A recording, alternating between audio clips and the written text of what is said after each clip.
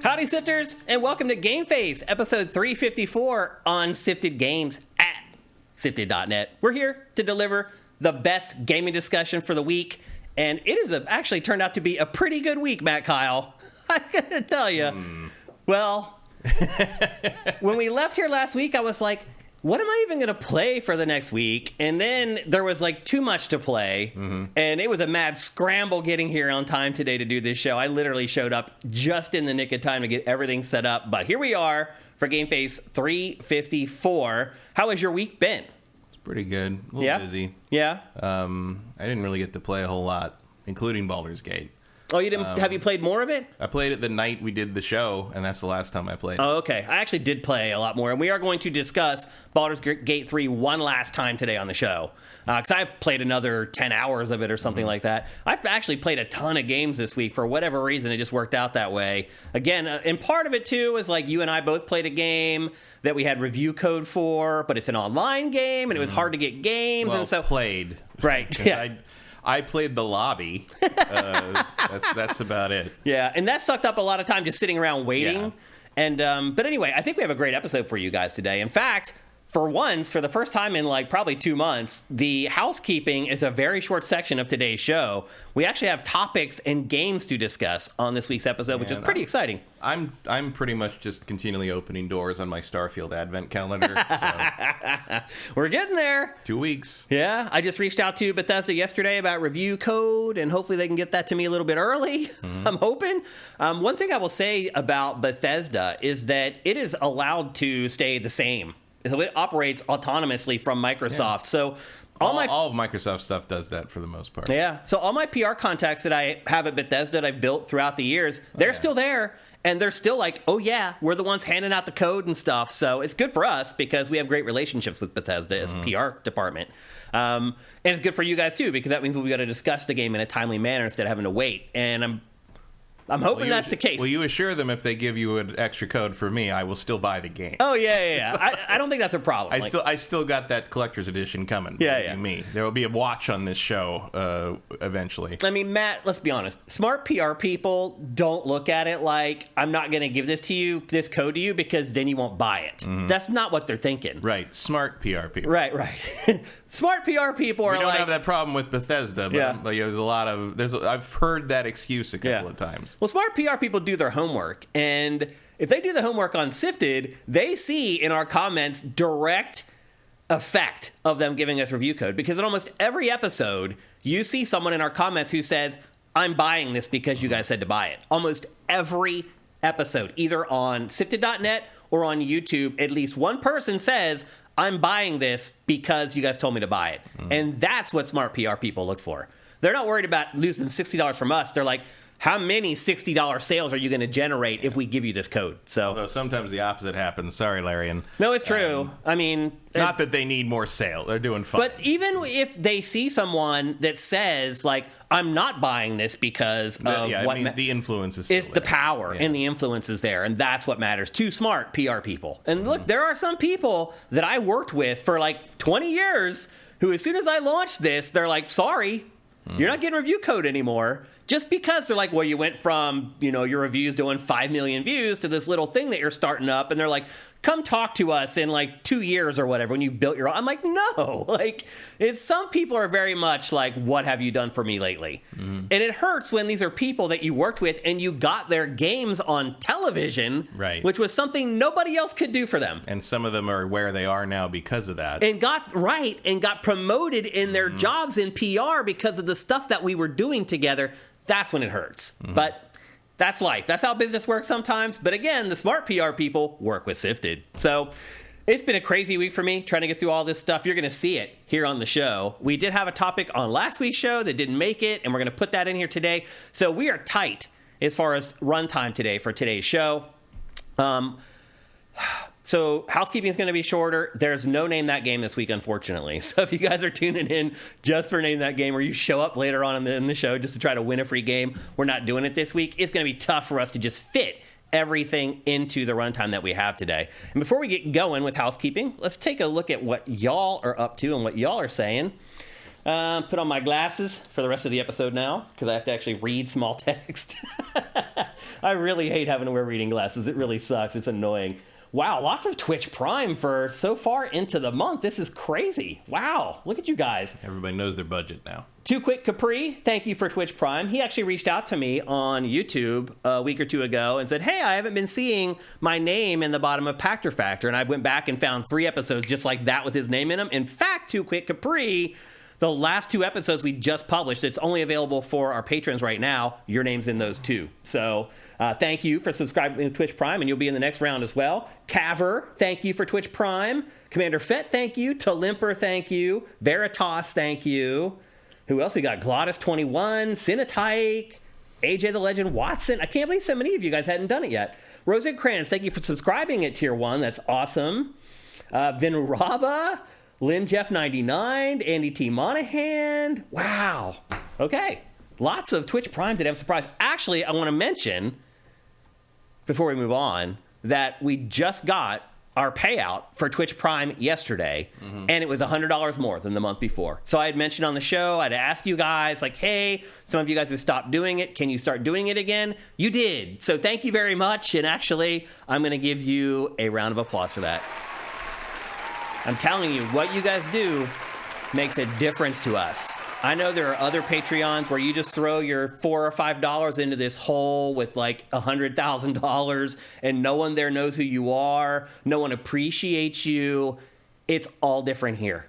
We appreciate literally, I know almost every one of our patrons by name. It's crazy. I definitely know every single person who contributes at the $30 or more tier. I know every single one of your names, every one of you. So thank you guys. It made a difference. Got a payout yesterday, $100 more. Let's keep it rolling. It literally takes 3 seconds to subscribe with Twitch Prime. It's 3 seconds. It's really frustrating to think that people won't do that for us, Matt, to take 3 seconds to subscribe and give us free money. Like, come on, man. I don't get it. I don't understand. Like, I get it if you didn't like the show or you hated us. That part I get. If you like the show and you're enjoying it, it takes 3 seconds, and it can make a world of difference for us. I'm sure some people already subscribe to something else. Or Maybe. You only get one shot with Twitch Prime. And look, I'll be honest with you. If you have decided that you'd rather give your Twitch Prime to somebody else for the month, totally get it. That's totally fine. Like, I'm not going to sit here and argue and say, we're better and we should get it. Like, I'm not going to say that. But there are a lot of people, I think, who are just not doing it at all. They just fell off and stopped doing it. And we saw the results of it this month. It should be easier. Yes. It should be. It should be. It can be, depending on which app you're using, but it Well, the biggest problem is that it doesn't work on the app. Right. You have to use a desktop to subscribe. And that's the dumbest. That's the dumbest thing of it all. And that is one thing. Like, if you've gone on your app, you're like, I can't figure out how to do, how Shane...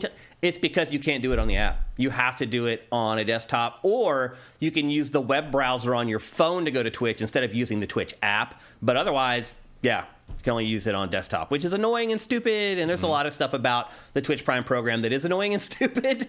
But anyway, it does help us ultimately. So thank you guys. Thanks to everybody who had not done it for a while and did it last month, because it showed up in our pay and we really appreciate it. To avoid the 30% App Store cut, says Mike's Q. That makes sense. To do what? To not allow it on the app. So you're not getting the App Store. So Apple doesn't take the 30% of the money. Yeah. Because the whole thing is absurd, because you have the company handing itself the money. It's like Amazon owns Twitch, and it's giving Twitch the money. It's like, what is going on? It's so weird. But anyway, it is a huge help. Thanks to everybody who's doing it. Thanks to everybody who helped us out last month instead of maybe some other streamer. We really appreciate it. And with that, I think it's time to get to housekeeping. Like I said, we have a big episode today, so we can't spend too much time on the early part of the show. Thanks again to everybody. Gohan Rage, I see you got in there at the last minute. Thank you for Twitch Prime. Let's get to housekeeping. The first smaller story from this week maybe isn't that small of a story, but I just don't think we're going to talk about it very long. And that is that a new version of PlayStation 5 appeared on Twitter this week. And now I have photos of it I'm going to share with you right now. This came from Twitter account. Well, it's not Twitter now. It's called X or whatever the hell it is. It's Twitter. Exactly. At BWE_dev. So I'm assuming this guy is a developer of some kind, but he claims that he got his hands on the next revision of the PlayStation 5. Now, he was calling it the PlayStation 5 Slim. But after people actually started looking at these images a little more closely, people have decided that this is actually the updated PlayStation 5, where if you want a disc drive, you have to buy a disc drive separately and attach it to the console. I should explain why that looks so terrible. Yeah. Well, here's the other thing too, and this made me think that it wasn't legit. Was that the way he holds it and handles it? There's nothing inside it. It's just a shell. It's just a shell, yeah. But he explains, yes, it is just a shell. I knew it was just a shell all along. It does have like the plastic protective coating on it, like electronics get. What do you think, Matt? Do you think this is legit, or you think this is just somebody 3D printing a fake? I think if you were going to 3D print a fake, you'd make something that looks more interesting. Yeah. I think this is boring enough to be real. I think so too. I mean, I'd say probably 60% real. I'd go that far. But how about the split shell? What do you think about that? I don't know. Yeah. I don't care. I'm not going to buy one unless it's more powerful. And even then, I don't know. Yeah. It looks like from what they were saying, how there's that indent on the top, that's where the disk drive would sit if you installed the disk drive into it. I don't know. Isn't the disk drive the big giant thing on the side? I don't think so. I don't think it is. I think it's a split just like on the other side. It's just carrying the motif over from the front, I think. I don't know. But I went and read all the replies from this guy when people were questioning him whether it was legit or not. It satisfied me enough to show this on GameFace and say I think it's 60% real. I don't know. It does look a little smaller. I really don't care about some revision of the PlayStation 5 unless it's a massive boot as a Pro more than a slim kind of thing. Yeah. And until Sony actually says something about it, whatever. The only thing that really matters with this is the detachable disk drive and the idea that knew about. And the idea that it could be cheaper, that they could drop the price for it. But other than that, you're pretty right. There's not a big story here. And my guess would be if someone said, "Hey Shane, draw the PS5 Slim," right? That's probably what it would look like. Yeah. Well, the other thing is I guess the Pro sort of, but usually Sony's slim redesigns are drastically different. You really want people to be able to tell the difference when they look at the box on the shelf, and this is way too close to the original. Unless you intend to literally replace the original with this model, which I guess is possible. Which they probably would, yeah. But I don't know. Then you do want it to kind of look similar. Yeah, it just doesn't seem like much of a change. It really doesn't. I mean, if this is a 3D printed fake, they went so far as to screen print the stuff on the bottom of the console. That's definitely going the extra step that a lot of people wouldn't go. Yeah, I don't know. And who knows? Part of me looks at it and it's just it looks like one of those knockoff consoles you'd buy for a flea market. Yeah, you know, yeah. Or you see a weirdo ad on Facebook for, and you're like, PlayStation 5 authentic for $100. You're like, well, that's bullshit. You know? Yeah. I don't know. And again, it really it's such a weird thing to care about. You know? It's just this might be the shell of a thing that you most of you don't even probably want to buy. It's who cares? It just seems like meat for engagement with the crazy weirdos who the ponies, so to speak. Having accidentally dropped into the console war space of Twitter a few months ago, I'm like, oh, y'all crazy. Yeah. Really crazy. It is nuts. If you... I was involved in the console wars before the Genesis and the Super Nintendo and the Saturn, PlayStation, N64 era, but, this is the dumbest shit I've ever seen. It wasn't corporate cheerleading quite the same way. It was defending the toy you owned. Yeah. This is people get into shareholder shit. And I'm just unless you are one, I don't know what you're so obsessed about. Just save up and buy the other fucking console at this point. We're very insulated from that. Yeah. People have figured out that Sifted is not the place to go if you're a fanboy. They've just figured it out. Every once in a while, we'll get a comment on the YouTube version of it where it's just blatantly obvious that they're Pactor Factor, we get more bleed in than GameFace. Yeah, it's as though Michael Pachter spends a minute of his day worrying about which console is better. You know, that is so furthest from his mind. Yeah, yeah, because he doesn't have to decide on anything. He just buys it all. He's sitting on the back of his boat with scotch, being like, the PlayStation really is superior. It's just no, it's not. I promise you. Well, or they also would think that he's actually reading their comments, which. Yeah, that's that's even funnier. That's not happening. He has someone to read the comments to him on the back of the boat. Yeah, yeah. That's his Sunday. That's me. So anyway, I think it's more likely that it's the Slim, because it feels to me that the PS4 Pro looked pretty similar to the PS4, actually. It just had that extra stack on top of it, basically. So maybe, I guess it could be maybe the Pro. But again, I'm comfortable saying 60% that thing's legit. I'll say one thing: if this guy is faking, he's gonna have a lot of egg on his face. But it'll already, a lot of the, I don't know if he's subscribed on Twitter or whatever, but a lot of the stuff is like when you're posting bait on Twitter now is because you have the subscribe feature and you get money for engagement. Right. Like that's a big thing on the right wing now. It's like post really crazy shit and so you get lots farm of engagement, because every time someone looks at your post, it clicks over. You get like an eighth of a penny or whatever. Yeah, but there's people that make thousands of dollars doing it. Well, yeah, if you have a million followers or whatever. So yeah, some of that's one of the new grifts. Is that so? I definitely see someone like just crap post all day, mocking up a fake PlayStation Slim to try to get into that payout bracket. Yeah, I can see that. Assuming Elon's actually sending anybody any real money in the first place. But so that's that's another thing you got to look out for now. Is there used to be sort of like, well, what's the point of doing like a scam like that? Well, it would be other than like clout or whatever. Well, now there's actual money on the line. Yeah. So. Or you could just leave, which is what I've pretty much done. I pretty much only post on Blue Sky at this point. So anyway. That's the closest thing we've got to a look at the next PlayStation 5. It could be a Slim, it could be a Pro, we don't really know. Although the person who showed that seemed to think that it was the Slim that he had a case for. We will find out. I think we'll know more about this in the next couple months. Mm-hmm. If we don't hear anything by the end of the year, then it was all a bunch of hogwash, I think. Probably.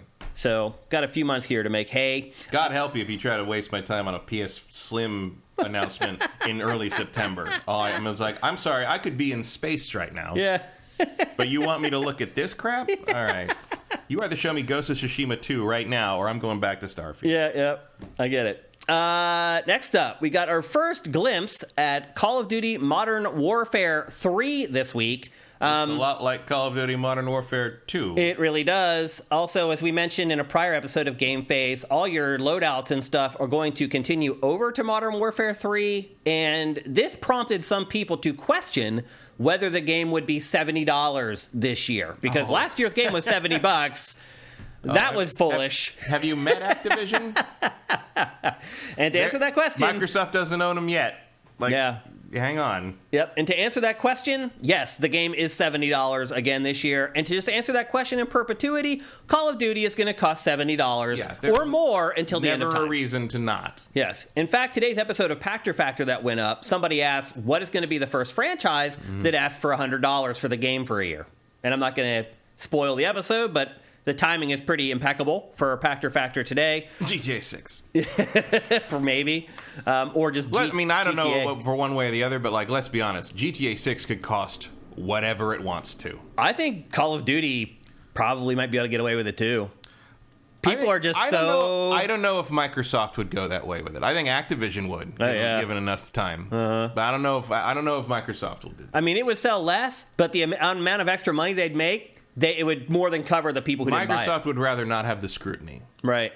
Yeah, especially after all the FTC stuff shit, they've gone through for that deal. And then you're like, a few years later, it's like, it's $100. We raised the price by 30%. I don't think that's going to happen under Microsoft. But yeah, they could. That's definitely something I could see Activision doing if they were still running themselves. Yeah, and if you can't tell, the star of that trailer is Makarov, which is a little odd because...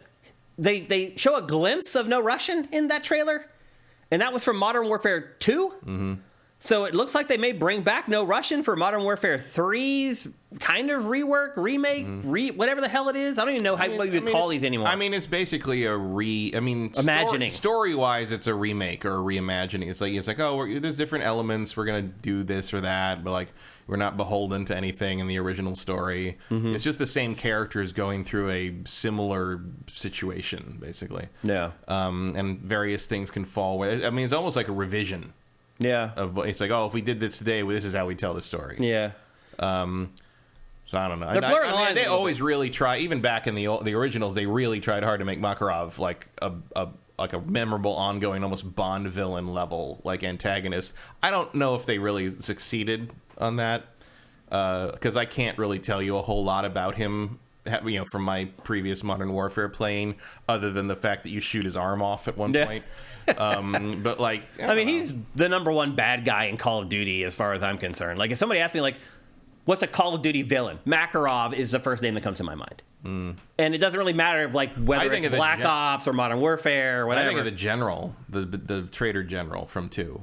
But you can't remember his name. No, but I also would never remember Makarov's name unless you just said it. Fair enough. So I would remember the Russian guy whose army shoot off, and the general who turns out to be behind all of it. Yeah.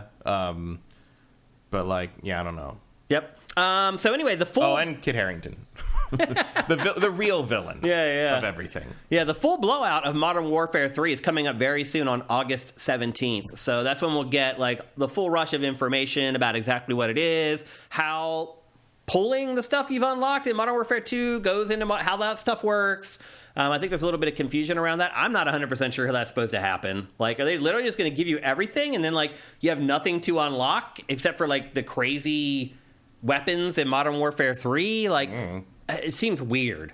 Because, truth be told, like, unlocking stuff still motivates me to keep playing the multiplayer, even after all these years. I'm sure there will be new bars to fill up in the new system. I'm just wondering what those bars will be for. I don't know. Yeah. So, it'll be interesting, but again... August 17th. It'd be fun if, like, you get all the stuff from the last game, but there's a bunch of all this new stuff to unlock, and it's all, like, markedly better than everything in the previous games. Like, you can use your old stuff if you want, but it all sucks now. Like, that would be very Activision. Yeah, it would be. Forcing you then to start filling bars again. So, anyway, we'll see how that works out. Just a couple days away till we get the full blowout of that. Next up, Overwatch 2 finally launched on PC. In fact, really the bigger story, Matt, is that Blizzard finally launched on Steam, and it has not gone well for Overwatch 2. It has been review bombed. Who could have predicted? Despite the fact, and this is the interesting part, Matt, there are tons of people playing the game. Like, the actual numbers on Steam are great as far as, like, how many people are playing. They're just all giving it, like, horrible reviews when they could actually evaluate it. It's no Baldur's Gate. Yeah. Well, I also read a thing that a very large chunk of, like maybe 80% of the negative reviews are from China. Oh. And a lot of Chinese players have a grudge against Blizzard because they stopped support in China. And so this is the first time they've had an actual public forum, particularly a Western-facing one, where they can make their feelings known. And like 80% of the remaining reviews are also negative. It's not like they're the only ones being negative. But that is apparently a large cohort in the negative reviews, is Chinese players that feel like they've been snubbed and disrespected by Blizzard and their policies there. No. And even to this day, they're still stuck playing on international servers. There are no China servers. So some of it is that. Some of it is like, now we can finally hit you where it maybe doesn't hurt, but like... Also, by the way, your boy Shane has got an 11-player kill streak right there. Wow. So that's some of it's their previous policies coming home to roost. Yeah. I mean, but again, Overwatch remains one of the biggest, like, ball drops, unforced errors in the history of games. That might be a little bit of a stretch, but it's up in that upper echelon, that's for sure. I can't think of one that went from, like, top of the heap to ice cold. Everybody loved it to everybody hated it. As fast. Yeah. I mean, you may be right. I actually still enjoy playing Overwatch. There's just so many other games. There's just so much competition anymore to play shooters. It's just it seems like Valorant has really sort of taken over in the esports realm. A little bit, yeah. Which I have not. I played it for a couple days. I didn't really enjoy it all that much. It had that old school Counter-Strike vibe to me. Yeah, I can see. Which I never resonated with either. I've never played it because obviously I do not care. I'm not surprised to hear that. But I hear it mentioned way more and way more positively than Overwatch these days. Yeah. I did not enjoy Valorant. I do like Overwatch more than Valorant. And if you don't know, Valorant is Riot's first-person shooter. And it is very much like Counter-Strike. It was definitely a response to Counter-Strike, for sure. Yeah. So anyway, good and bad for Overwatch 2? Like, on Steam? Like, I guess you want, ultimately, people playing because they're engaged. Yeah, hopefully they spend money on microtransactions. There's an element where they're sort of just taking their lumps here, and it's not like anybody really cares what the reviews of anything say, especially something this high profile. It's like everybody knows whether they want or like Overwatch 2 or not. Yeah. it's not like anyone's looking at Overwatch 2 and like, oh no, people don't like the game. Maybe I won't buy it. It's like no one's doing that. That's for like weird visual novels and shit you've never heard of. They need this to hit though, because they just mentioned recently that engagement for Overwatch is falling off a cliff right now, and so I think that's probably what prompted them to release it on Steam in the first place. And I mean, despite review bombs, so far so good. It kind of sounds like I think they've accomplished their goal, which is just getting more people to play it and hopefully ultimately spend more money on it, or spend some money on it. So we'll see how it goes, because we're still in the honeymoon period for that game on Steam right now. We'll see in like a week or two if people are still hanging around. That's when the rubber will hit the road. So Blizzard has a hard time with the long game. Yep. See also Diablo 4. Yeah, because it's falling on his face right now. Yeah, which again. is it's so funny. I have a friend on Facebook who is in the games industry, and he started playing Diablo 4. He got early code somehow from Blizzard or whatever. And every day it's like, I hate Diablo 4. Diablo 4 is the worst. His last post was, after 400 hours, I'm never playing Diablo 4 again. It's like, no, dude, you played 400 hours. You liked it. Well, I'm sorry. I hate to tell you. I have not done anything I dislike for 400 hours. It's like, all these people... Except maybe certain jobs. Look, exactly. Look, I get that there's some people who play Diablo for the post-game stuff. That's what they just suffer through the campaign, and then they want to play the... I totally understand where those people are pissed off. For the rest of us, though, most of us played that game for like 50 hours. Like, if you played that much and you paid $60 or $70 for something, you liked the game, and two, you got your money's worth. End of story. That's all there is to it. Yeah. So it's interesting to see how people have been reacting to Diablo 4 after playing it for 100 hours. It sucks. It's like, no, it didn't suck. This part of it sucks. But you enjoyed all the other parts that came before this sucky part. So it's interesting anyway, the psychology of the consumer. I mean, it can ruin a bad ending can ruin some things, but yeah, as we've learned with Mass Effect 3 and some other games. Well, Mass Effect 3's ending is fine, but like I'm thinking more like Game of Thrones. Oh, yeah. I mean, certainly I believe in the argument and agree with it that Mass Effect 3's ending should have been better than just fine. Yeah. But I'm thinking about Game of Thrones. It goes back, like, for me, the movie Sunshine, whose entire third act ruins what otherwise is an amazing sci-fi movie for the first two acts.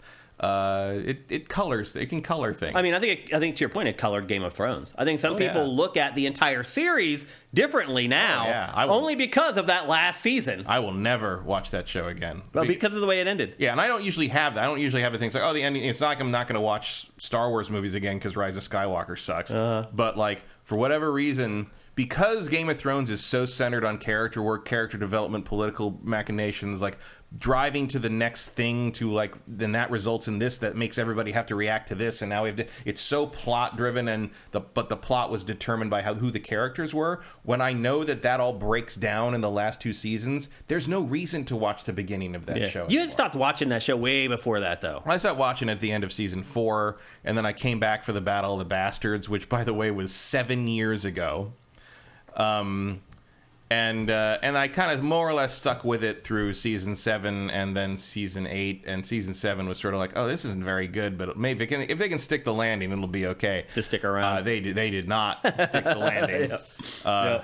They just stuck King's Landing, am I right? But like, it's just, I'm like, if Martin ever brings those books out, I'll read them to see his take on it, because I'm sure it's better. And they were just working. If he ever brings those books out. Well, that's the thing. It's like, look, man, I know people. I'm really starting to wonder. I know people get mad at him, but I'm like, dude, if I'd been writing that fantasy crap my whole life, and finally I was rich and famous and could do whatever I wanted, and I was like in my 60s or whatever he is, like, I wouldn't sit down and bust my ass to write 2 more books for these assholes just going to yell at me on the internet for the rest of my life. Yeah. Like, you know what I do? I would write those books, put them in a fucking vault. Wait for me to die. Then publish them with a little note.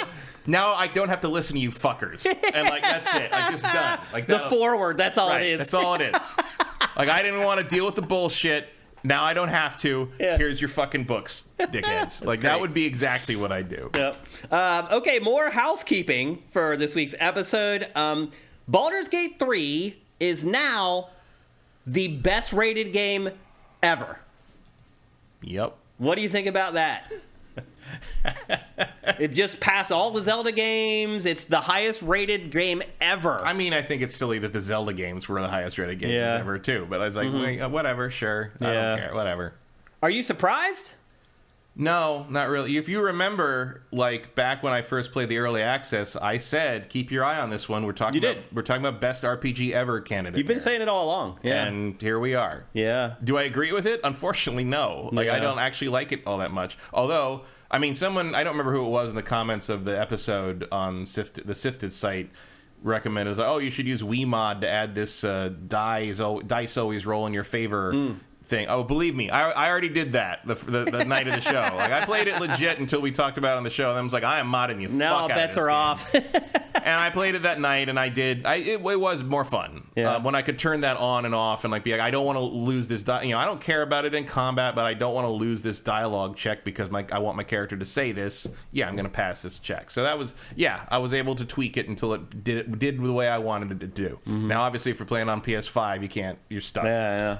So I don't know. But nobody's playing it on PS5 yet, so not yet. But that did make it better for me. But the ratings this thing is getting are accurate in terms of an accomplishment, in terms of like what they've achieved here. But in terms of what the game is, I do not agree with it. No, that's ridiculous. I mean, it's probably not in my top 20 games of all time. No, I was up to. But it's around there. We're going to talk about it again a little bit later. Not as long as we did last week, but at least for 15 minutes or so, because I have continued playing it this week. And my opinions on some stuff have changed a little bit. And so we'll address that a little later on in the show. But I agree with you. I think it's crazy that it's the highest reviewed game ever. Yeah, but the highest reviewed anything ever is often a weird outlier for certain. I mean, go look at what's the highest reviewed movie on IMDb? Shawshank Redemption? Right. I mean, it's not like I'm saying that's a bad movie or anything. Right. But the best movie ever? Yeah. Really? I hear you. For a lot of people, I can see where they would think it is, though. Sure, and some of that's also just the demographic that uses IMDb. Or just the demographic of the average moviegoer. No, it's the demographic of the average male movie nerd. Oh. That's what that is. Really? Yes. I thought it would be casuals voting that up.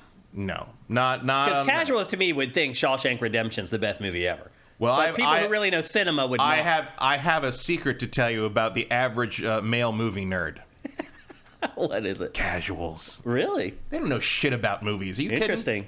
Go look at the top 10 movies on that, and that's all voted by people that think they're the hardest core cinephiles in the world, but it's the most fucking baseline, casual ass top 10 you said list. Shawshank Redemption. That's all you need to say. Right, but everything else, like the joke in Barbie about how they all want to watch The Godfather with the girls and talk through the whole thing. That is one of the truest things in that fucking movie. I'm sorry, I still haven't seen it. It keeps just mowing down the money, though. Holy crap, man! It's a juggernaut phenomenon, and they're all the studios are learning the absolute wrong lesson, which is let's make movies about dolls.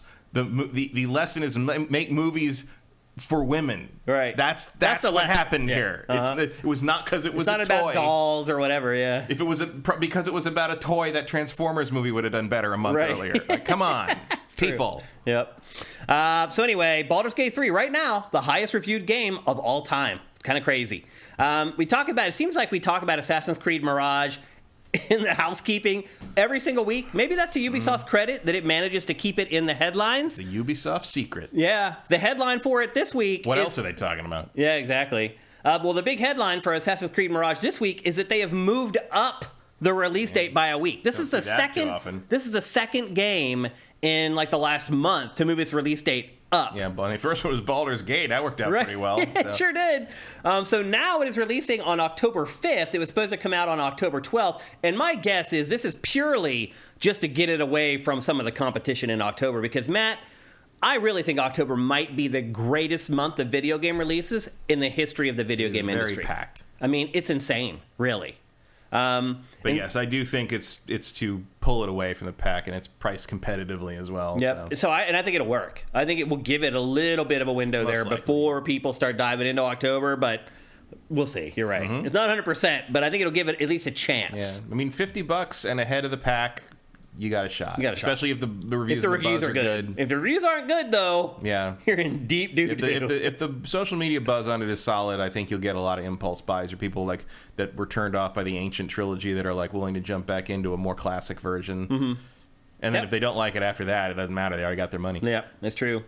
So anyway, Assassin's Creed Mirage now releasing October 5th instead of October 12th, so remember that. And then our final story, I told you housekeeping was shorter this week. Our final story for housekeeping is that Rockstar has bought popular modders that it once went after and sued for modding its games, it bought them. What does that tell you about Grand Theft Auto 6? It tells me that it's an abusive relationship.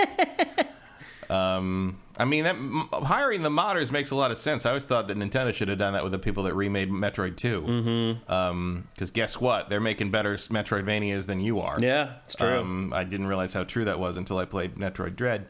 But, like, it's just... Sure. I mean, if you find people that can really handle your tech that well, why not? Maybe don't sue them first. But, like... It makes sense. But what do you think this means for the... Because, look, Rockstar did this for a strategic reason. It feels it needs these great modders as a part of its company, officially. I think purely because they can work with their tech very well.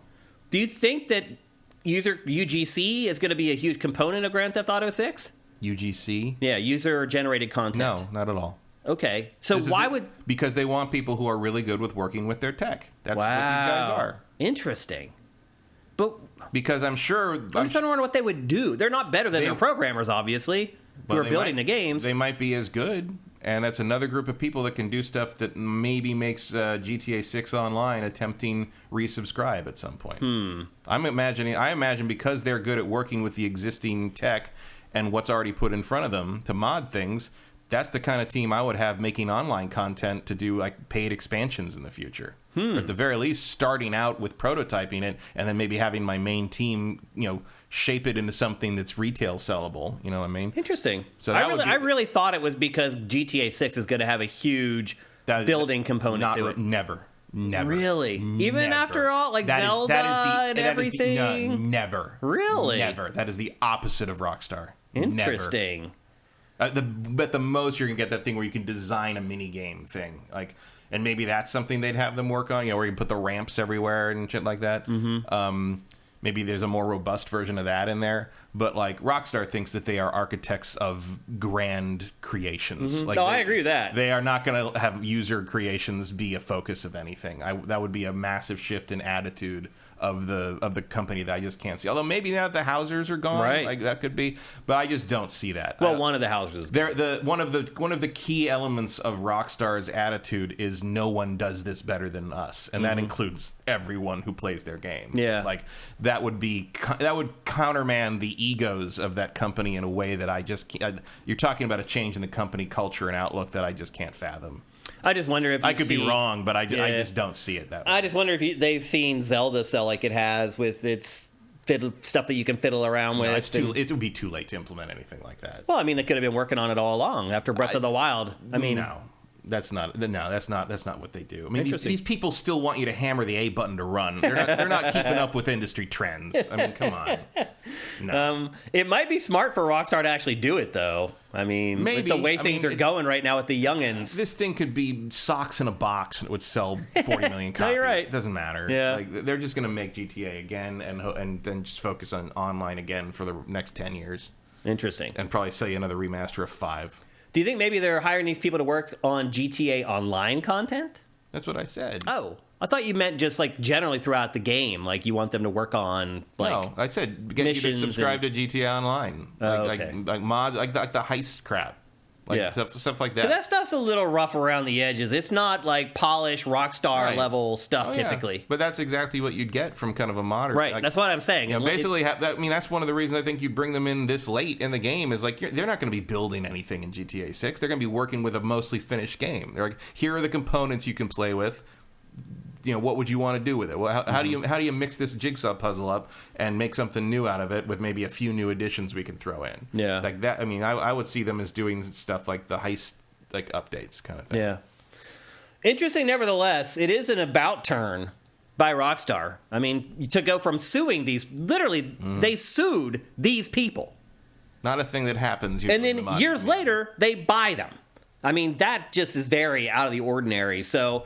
To me, it shows some kind of a shift with what Rockstar's doing for them to want to sue people and then to want to have them as part of the team. There's something that's changing there. We'll have to wait and see what it is. More rumors, by the way, swirled this week that Grand Theft Auto 6 is coming. Actually, it wasn't even rumors. It was a financial report, and the CEO of Take-Two once again doubled down that we are going to have a huge influx of cash around the end of 2024 and early 2025. So it That's really... exactly what he said in that previous call. I mean, that was what everybody misinterpreted because nobody knows how fiscal years work. Yeah. But it was all, Some people thought early next 2024. No, but no. Q1 20... I mean, they said fiscal year 2025, which means, the year... The 2025 is part of the year. Or no, they said fiscal year 2024, which spills over into the beginning of 2025. Right. So Q1 2025 is when this thing's coming. Yeah. So it looks like that's their plan. Yeah. And it looks like we're only about 15 months away.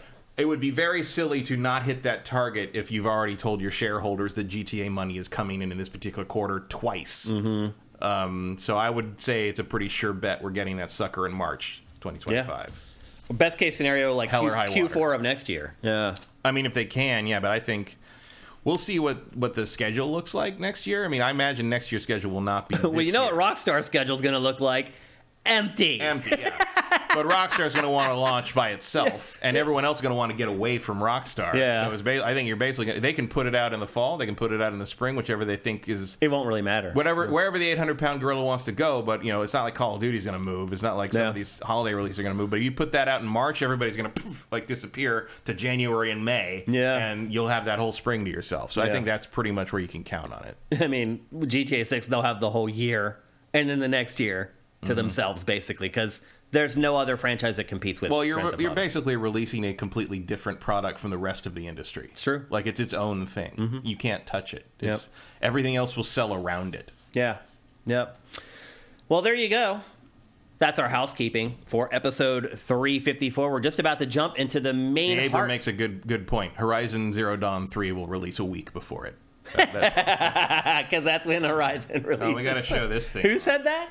The Abram. Nice. Good one, Abram. I'm going to show this thing off. This arrived. Oh, yeah. Let me cut to your camera here. This is, you can't really read it, but it's called A Gamer's Journey, The Definitive History of Shenmue. And I ordered this, I kickstarted this in 2018. It was supposed to arrive in June 2019. It arrived yesterday.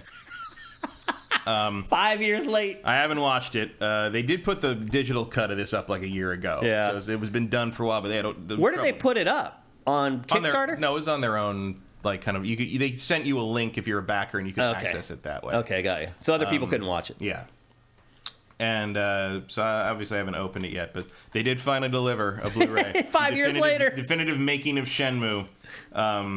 If anyone still cares. Yeah, nobody does. I mean, I'll watch it, but because it's more about 1 and 2. Right. Which actually I would watch too. Yeah. Actually, and part of the thing was that they started this in 2017 and didn't realize they were going to have to cover a new game. Part of the reason they started the project was to try to drum up interest to get Shenmue 3 made. Right. And then that Shenmue 3 was it's like, oh, it is happening. So they kind of had to they had to call an audible a little bit. Let's be honest, Matt. If they had waited until now to release the video game, it might be decent. Well, all you need to do to make that game decent halfway is to take the stamina bar out of it. I don't know if that would make it decent. Well, I don't know, because I couldn't play more of it because the stamina bar is so annoying. I quit after an hour and a half because that sucks. Yeah. That's one of the biggest disappointments. That is one of the dumbest game mechanics I have ever seen in my entire life. Whole game is one of the biggest disappointments for me from the last 20 years. Oh, for sure, absolutely. Yeah. I mean, that's Arkham Knight level disappointment. For me. Yeah. I always say that Arkham Knight's the most disappointing game of that generation. Shenmue 3 is probably in there, but I expected better from Rocksteady than I did from 20 years later. A bunch of ragtag. If I'm being honest, I'm a big Shenmue fan, but come on. Yeah, I hear you. Yep. Okay, well, that's it actually now for housekeeping, and it's time to move on to the bulk of the show, and we have a big bulk of the show today to get to. But before that, here's a word from our awesome sponsor, LS Cream. LS Cream is a fine cream liqueur created by fellow gamer and sifter Stevens Charles. It's inspired by an ancestral recipe from Haiti called Cray Mass, and a double gold winner for its original taste at the New York Wine and Spirit International Competition. LS Cream can be enjoyed on the rocks or as a mixer for drinks with its rich blend of fresh cream and neutral grain spirits with notes of coconut, vanilla, cinnamon, and nutmeg. It's great in coffee or to make espresso martinis, To learn more, discover amazing drink recipes, or to track down your own bottle using a handy store locator, head to creamls.com/sifted. That's creamls.com/sifted. That's right, sifters. Go to creamls.com/sifted, SIFTD. Make sure you use that URL when you go to check out LS Cream. That website is awesome. I've said it before. I'll say it a million times. It's a really cool website. You can get a lot out of it. In fact, I don't think I had ever even visited a liquor's website before. Seriously. It's like, I know I like Grey Goose. And if I can't afford Grey Goose at the time, then I'll get Stoli or Tito's. What are you up to, Jim Beam? Right. I'm going to catch up. But LS Cream's website is awesome. There's all these awesome recipes. All the stuff that you see in that ad, you can learn how to make that stuff on their website, and it is worth it. I mean, the flavor of LS Cream, what it imparts into those drinks, awesome stuff. So once again, go to creamls.com/sifted, buy a bottle or 10. There are store locators there. There's a place where you can go and buy stuff online. Everything you need for the LS Cream experience can be found at creamls.com/sifted. And with that, it's time for GameFace proper. We're going to kick things off with, and I realize this is a little bit of a letdown after the game that released last week, but the biggest game release of this week, which is a game called Atlas Fallen. Matt, it is so unfortunate that this game is releasing. If there was a game that needed to have its release date moved, this is probably one of them. Although my guess is... Where else do you go unless you move next year? I mean, you probably could have moved into September. There's a couple windows in there. But I don't think anybody really knew just how big Baldur's Gate 3 was going to be. And to be fair, these are entirely different games. They're both RPGs. However, Atlas Fallen is an action RPG. And Matt, I will say this. Atlas Fallen is a jank-ass action RPG. It's... I really thought about this one because there was, obviously Baldur's Gate, but there wasn't anything else to look at directly other than Quake 2. And that was already Game Pass. So I looked at this and I watched some videos and it just seemed too proto spiders to me. Yeah, it's there. The videos of it look so floaty. So this is developed by Deck 13, the Surge people, right? Yep. And to me, they are kind of the next spiders because this game shows a lot of promise in some areas and a lack of budget in a lot of other areas. So you're seeing the opening cinematic right now. Surge 2 kind of nailed it most, but I know the scope of Surge 2 wasn't this. Yeah. They're trying a bigger thing here. Yeah. Well, the game itself, what you actually play, does feel like a big epic experience. However, the production values there are corners cut. So you know what that reminds me of in a weird way? Do you remember the game Sacrifice? Matt, I'm just gonna shiny game? I do, yes. Matt, I'm just gonna tell you, what does that remind you of right there? Avatar, yeah. This game will remind you of 10 different... So look at the lower third there. Prince of Dune, right. Prince of Persia, Dune, Avatar. This game takes things from every kind of big sci-fi property that you can imagine. So it is very derivative, but still weird somehow all on its own. Mm-hmm. But the bottom line is the production values in this game expose its budget. There are no real cinematics in the game. Even when you talk to people, the camera angles that they choose for it are awkward and you can't move the camera angles. So the storytelling in this is very, as far as the vehicles that they use to tell the story, is very rudimentary. But the gameplay and actually how the game plays, it's actually kind of on par with most action RPGs. It's rare to run into a game that has some parts of it that are really good and other parts of it that are really low rent, but this is one of them.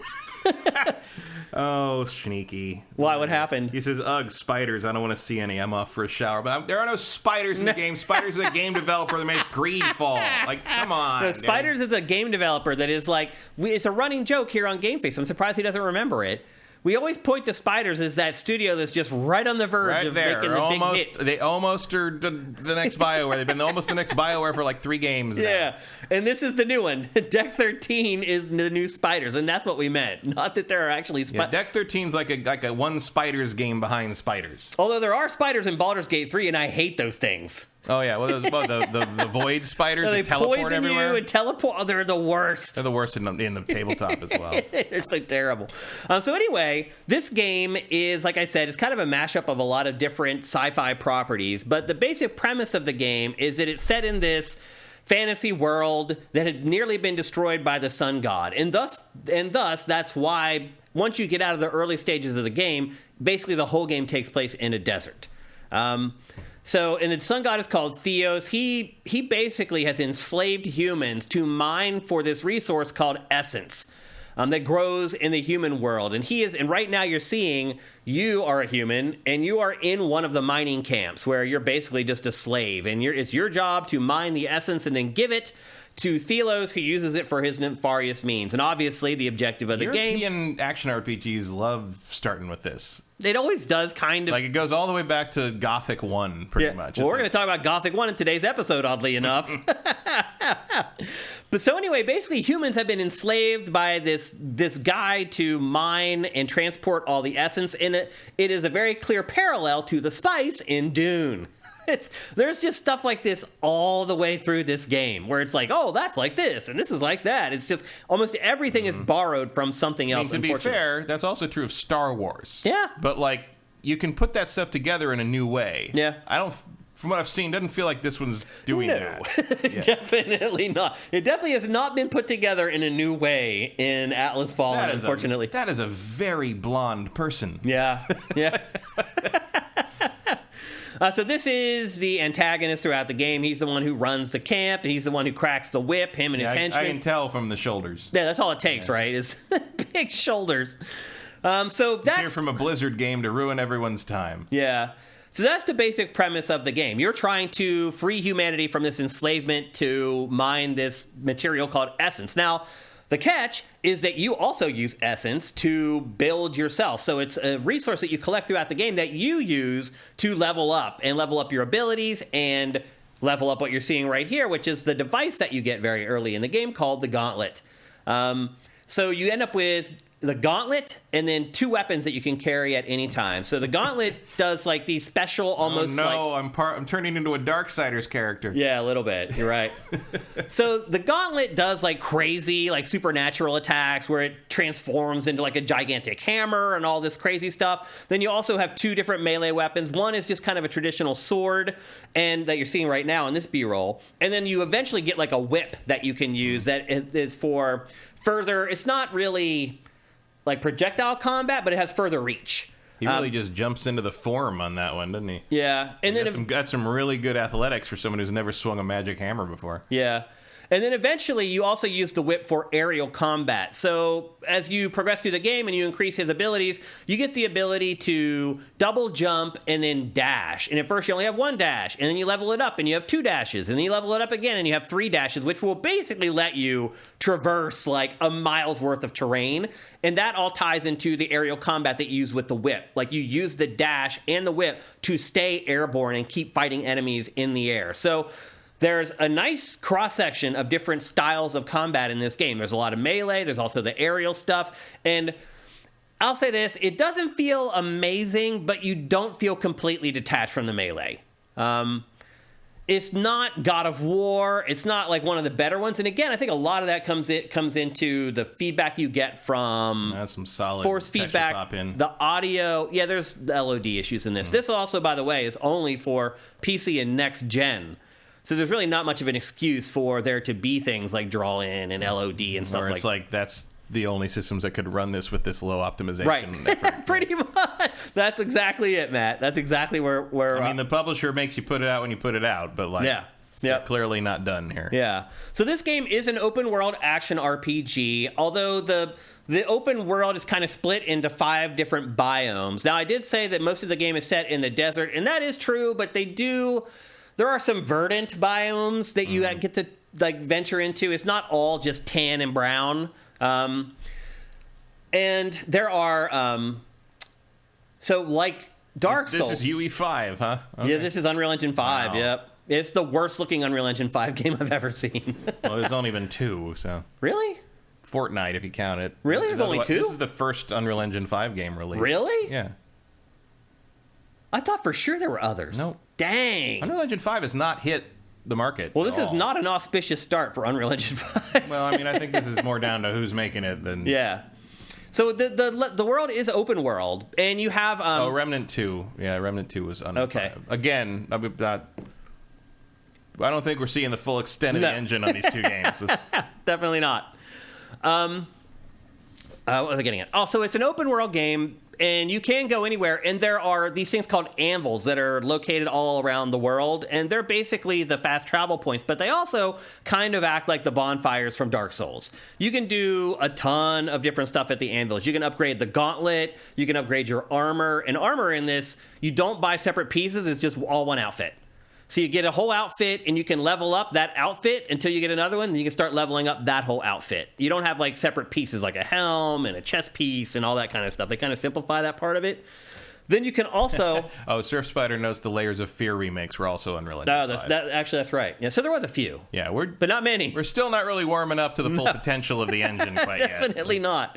And you can also upgrade the momentum gauge. And momentum is a really important part of this game because while the melee doesn't feel as good as a game like God of War, it actually is deeper than games like God of War. So I already talked about how you have the aerial stuff, you have the melee stuff on the ground, but another big component of this is momentum. If you can keep doling out damage without taking any damage, it starts unlocking these abilities that you can use. So you're almost like in combat in this, you're like a snowball rolling downhill. The better you are at combat. Roll for that comment. Yeah. The better you are at combat, the more potent your attacks become. Mm-hmm. So you're incentivized to play a little defensively and be smart. And it's not that it's hard like Dark Souls where you get hit twice and you die. It's that you just don't want to get hit at all because, you become this snowball, this unstoppable like creature that they can't stop. So I hope your hitboxes are pristine if that's the engine, that's the system you're putting in place. I bet they're not. So the enemy hitboxes are okay. However, your hitboxes though, that's the problem for that. Like whether you're landing your strikes or not? No, whether you're getting hit properly or not. No, they're pretty accurate. Like I think that part's good. But the problem is like the hitboxes in the terrain are not 100%. And again, that's a lack of a budget. You just didn't have enough people to go through and scour the entire world to make sure, like, all the time in this game, you're, like, sinking up to your knees or up to your hips in the geometry. Like, your character will just go below the geometry, and it's not snow, and it's not sand. It's, like, solid ground, and your character will sink down into the ground. That happens all the time in this game. Again, kind of shows off that it doesn't have the biggest budget. So yeah, the combat is deep, but it does feel a little bit disconnected. But again, it shows that like with a little bit of tweaks, like you could get it to a good place where the combat in this would be really good. Now you're seeing one of the other abilities you get the ability to raise stuff up out of the ground. And a lot of the times, like the anvils that you can use to save and fast travel and level up, they're not above ground. You have to find like these sparkling things coming up from the ground, and then you use your raise ability to raise it up out of the ground. The same thing happens for chests. The same thing happens like what you just saw right there for like platforms that you need to help platforming. Platforming is a big part of this game, by the way. Intense 3D platforming, a la like Tears of the Kingdom, like where you're like jumping like 300 yards across these huge gaps. Like that's the type of platforming that's in this game. Also, there's a lot of adventuring to be done because the waypoints in this game, they're good like 60% of the time. The other 40%, they just give you a generally vague idea of where you're supposed to go. And then you have to figure out like the level design, like how to get there. And that to me became really frustrating. In fact, that is what ultimately stopped me playing, was I got to a point where I knew what I needed to do. I could not figure out how to get to the waypoint, and I quit. So I've played this around, I don't know, probably 12 hours, something like that. And I'll be honest with you, it feels like it's kind of starting to wrap up already. The pacing of this game I also love. So it has like all the abilities and the stuff to level up that you would expect in other RPGs that drag it out for like 60 hours. This truncates like things. So it has the same amount of stuff, but it only takes like 10 hours to unlock it instead of like 50 or 60 hours. So this game is very, very well paced. 15 to 20 hours is time to beat. There you go.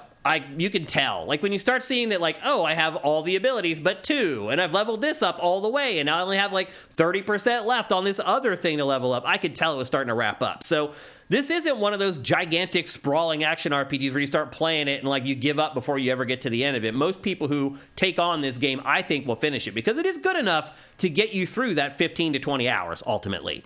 Let's see. What else I got to say about this? So as far as like the leveling up and stuff, you don't do all of that at the at the anvils, you can just tap like the touchpad on the PlayStation controller, and it'll bring up menus where you can do all this stuff. And so, as I said earlier, you're mining essence for this horrible god or whatever, but you also use essence yourself to level yourself up.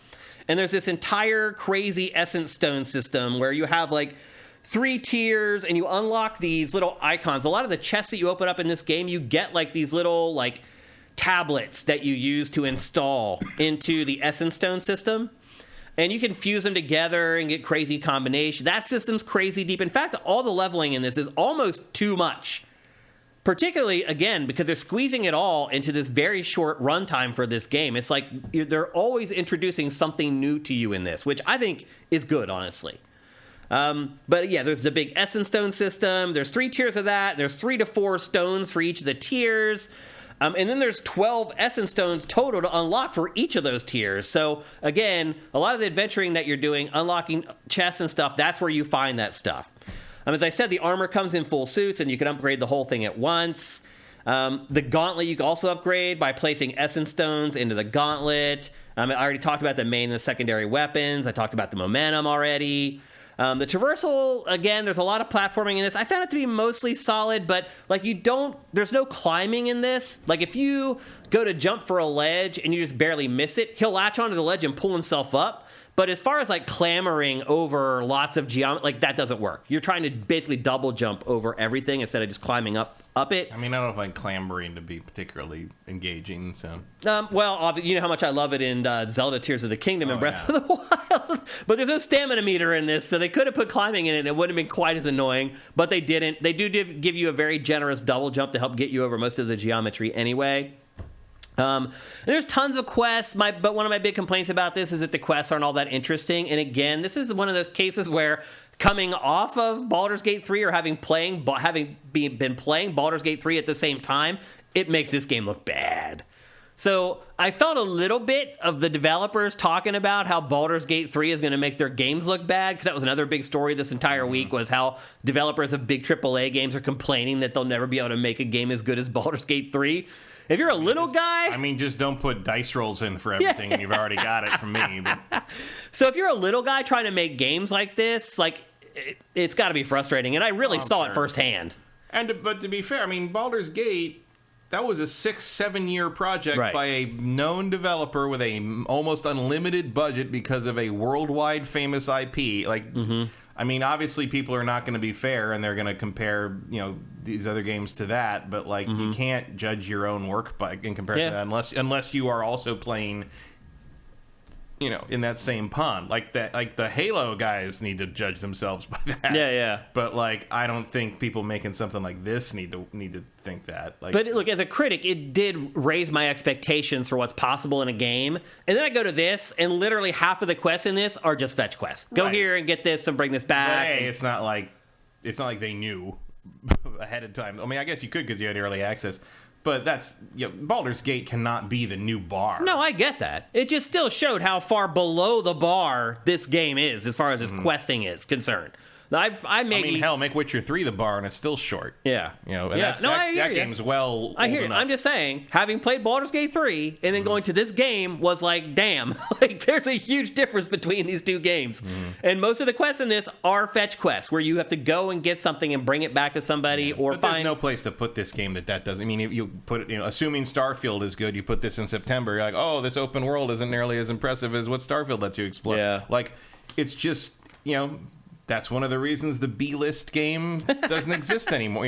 No one has the patience for that. Neither did I. I didn't even buy this game. This is the kind of thing that I would enjoy normally. I don't mind a little bit of jank, and I like kind of a new idea and a action RPG thing. I usually like kind of that weird European sensibility of mashing a bunch of random shit together and calling it a new fictional world, that kind of thing. And I probably would buy this if it drops to 30 once the dust has settled on this year's release schedule. But it's yeah, it's just a. I'm sorry, guys. It's just a bad situation to put the this timing's game in. bad, but it does do some things otherwise that other games don't do. For example, there's this mechanic. So you can roll away and parry that way, but you can also block with L1, and you get this skin on your body. They call it sand skin or whatever. And if an enemy attacks you while you're in sand skin, it freezes them. and then you can jump in and just pile on the damage. It's against like the mini bosses and stuff like that. It's invaluable. That reminds me of something, but I can't remember what. I don't know. It hasn't reminded me of anything. I don't remember any game that... It rings a bell for something. I can't remember what it is. Whatever it is, it's old enough that it probably still counts as innovation here. Yeah. So they do that, and that's something that I haven't seen in other games, and it's fun, and it's a good way to manage crowd control, because you can, even if you freeze an enemy and you don't attack them immediately, they're still frozen, which means you can focus on some of the other enemies, because you do get bombarded at times in this game by like 5 or 6 enemies that are like attacking you off a screen and stuff like that. It took me a few hours to kind of get a handle on how the flow of the game would work once combat kind of kicked off. And so, look, it does do some things that are different from other action RPGs, and we should definitely give games credit when they do that. But ultimately, like, again, the production values, like the storytelling, stuff like that, is way below the bar. And I think that's what will turn people off in this game more than anything else. Now you're looking at the Essence Stones. This is like the upgrade system that you can use for your gauntlet that assigns. They're basically just buffs that you can assign. So you can see there's 8, 11 that you can have. I also can't help but notice you're fighting those same lava dogs a whole lot. Well, this B-roll is from the first hour of the game, and that's the way our B-roll always is. So I didn't go back after I played more. But usually there's more enemy variety even in the early parts of some of these games. That's true. But I will say this, the enemy variety it's not bad. It's not something that stood out to me. Some of them are annoying. Like there's these sandworms that come out from under the ground, and like you have to fight them a lot, and they are really freaking annoying, unfortunately. But for the most part... If you're going to rip off Dune, you better make the sandworms dangerous. Yeah. Another issue I found with this is, like I said earlier, there's a lot of platforming in this, and not just platforming where you're like, okay, I can see where I need to go. It's just a matter of me being good enough to get there. A lot of it is like, how the hell do I get there? How do I find this little like pathway on the side that gets me back in there where the waypoint is? And the camera in this is not great as far as like what you can control. It doesn't let you tip up high enough. It's almost like Baldur's Gate 3, actually, if you play with a controller. It doesn't let you kick the camera up enough to see high enough, because there's a lot of verticality in this game where you're climbing up these crazy towers, trying to find this one thing that you can jump off of to get to this. It's a lot like Tears of the Kingdom, when you're up in the sky after you've learned the bird ability where you can like jump really far. A lot of the platforming in this is very similar to that. And the camera is not good enough at certain points. Like there's times where I would climb all the way to top of something. I'd be like, oh, I can't get any higher. I'd jump down, and then I'd look up, and I'd be like, oh, there was a freaking ramp right up there. And now I have to climb all the way back up the damn thing again because the camera could not show me that there was the ramp up there that I needed to use. So there's little things like that happen. Creatures come up from the ground in this, so it's also one of these games where it's hard to manage, like whether you want, if you don't want to fight, it's almost impossible to avoid.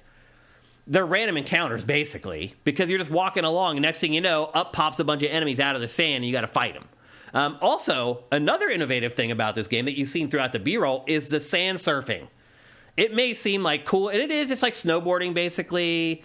And you can only do it on the sand, and like the transition, like if you're sand surfing and you come across a piece of solid dirt, like you'll transition out of it and kind of do a quick run to like catch your legs or whatever. But it also plays into the combo. So if you're sand surfing and then you jump out of a sand surf, that opens up a whole other area of combat. So again, like the combat in this is pretty good. But the other thing the sand surfing does... That feels like it comes out of Breath of the Wild. A little bit, yeah. But the other thing that the sand surfing does is that it keeps you from having to have a mount. You don't need a mount in this game because you can sand surf really fast. And it gets you from point A to point B as quickly as you need to get there. And if that's not quick enough, you can just use one of the anvils to fast travel. So honestly, like there's not a lot of like annoyances about this game. Like they've managed to like the ease of use is pretty damn good.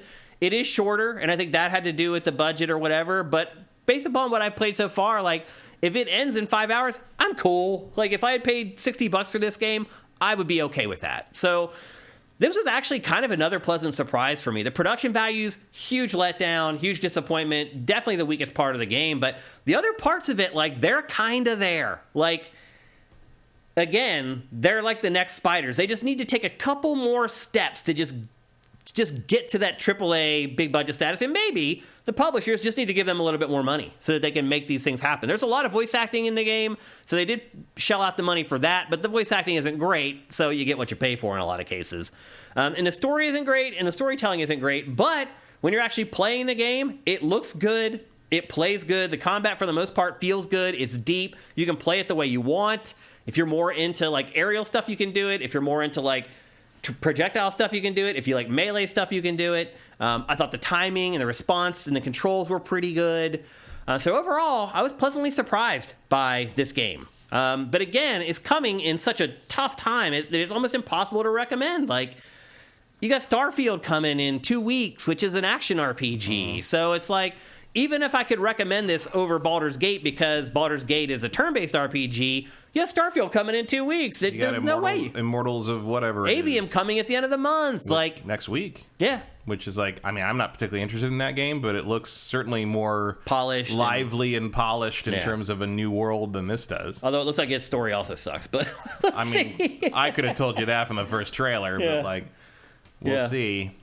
Yep, but I had a good time with this. Again, I played it for around 11 or 12 hours, and if it is indeed just 5 or 6 hours longer, like, you know, will I go back and finish it off? Probably not, because I need to jump on Madden now. I need to jump on Immortals of Avium now. I may have to jump on Starfield now, depending on what Bethesda says when they get back to us. So it'll be hard for me to go back and finish this, but I really enjoyed the 11 or 12 hours that I played it.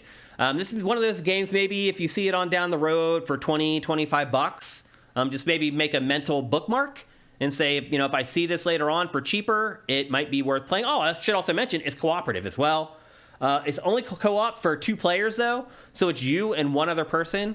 And the drop in and drop out is great. You can just leave it open and let people join as you want to. The interface to invite people on your friends list into the game is very simple and intuitive and easy to use. I also was surprised to see that there was like 6 or 7 people on my friends list that are playing this game. Like, I was surprised to see that.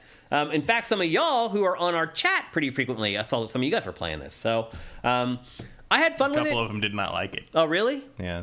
Who? Well, Digital Reflux doesn't like it. I find it very boring. Interesting. I wonder what he found boring about it, other than the story. Toast9, thank you for Twitch Prime, by the way. AJ the Legend Watson asks, will this get a sequel? I mean, that all depends on sales. And based upon the time that it's coming out, probably not. Yep. Erebus Jones says it looks generic. I don't think it looks generic. I just think it looks derivative, meaning it looks like they took bits and pieces from a bunch of other stuff and made it into their own whole. But I don't think it looks generic. Like, can you think of another game that takes place in like a sand environment like that? I mean, it looks like a bunch of different things mashed together. It looks like Journey plus Prince of Persia. Journey's the obvious analog there. I mean, it's... Yep. They're also saying Redfall was Unreal Engine 5, but I didn't think that was the case. Johnny Hurricane, thank you for Twitch Prime. I hope you're doing good, man. The Big Smoke 82, thank you for Twitch Prime. You guys getting in the middle of our discussions here. So anyway, it looks like everyone had to say about that. So, MHG Immortan Joe says it reminds me of B-tier stuff like Metal Arms or Biomutant. That's a pretty good comparison. Like, yeah. You get the same corners cut in this game. Generally, like the presentation, the cinematics, things like that aren't quite as elaborate, aren't done quite as well. But the actual core gameplay and the actual playing of the game is kind of up to scratch. That's the best way I could describe Atlas Fallen. Again, it's only for PC and next gen. So if you have old consoles, you can't even think about playing it. But again, it's a shame. To me, it's a shame that this is going to get lost in the mosh, so to speak. It's going to ultimately deserve better than it's going to get, I think I can safely say at this point, because it's just, again, released at a poor time. And that was Focus Interactive's fault. You know, they're the publisher of the game. Like, they should have looked at the schedule and been like, you know, we could probably find a better week for this game than smashed in between 2 gigantic RPGs that everyone is going to buy. But anyway, that's Atlas Fallen. Again, it's available for PC, PlayStation 5, and Xbox Series X. Next up, we're going to talk about THQ, which was the last to do its Not E3 press event for 2023. It had it this week, the THQ Nordic Showcase for 2023. And as it turns out, it actually had a good bit of stuff to show. However, the lower third says it all. Remember me? Because almost all of THQ Nordic's games are old IP that you may or may not remember. I mean, that is all their IP. That is THQ Nordic in a nutshell, because Embracer went on this IP buying spree. We talked about it a couple weeks ago on GameFace. We showed you all the IP it owns, and it's all like B plus tier properties, basically. And that's pretty much what this showcase was. A collection of B tier IP, minus maybe 1 or 2, that you may remember and say, hey, I think I kind of like that. Like, That to me was the showcase in a nutshell. However, they did show a bunch of games. We're going to go through like the 4 or 5 biggest ones that they showed. I think the one for most people that they're going to care about is Teenage Mutant Ninja Turtles: The Last Ronin. This is based on a comic book miniseries from years and years ago. Well, a few years ago. Only a few years ago? Yeah, it was within the last 5 years. Oh, okay. I actually thought it was farther back than that. No, this is basically the end of the IDW TMNT timeline. Okay. And what you're seeing here are these candles being extinguished because the comic book is about the last turtle. Mm. There's only one of them left. Have they all been killed, or they've all been killed? They're all dead, except this one.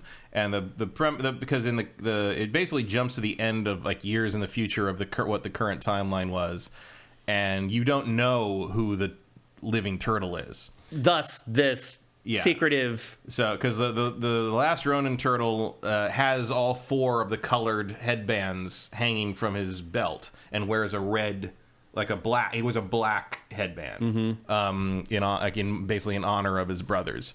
And so it's several issues before you realize who he is, and he fights with all of their weapons. Do you know already who it is? I do know who it is. Okay, we won't spoil it here. And if you're reading the main IDW series, it makes a lot of sense who it is. They did plant the seeds of who that would be. Okay. Here's the only video gamey shot from the whole trailer. Basically, it's Shredder and basically everybody. They lose. Is the turtles idea. lose. The turtles lose. Their allies lose.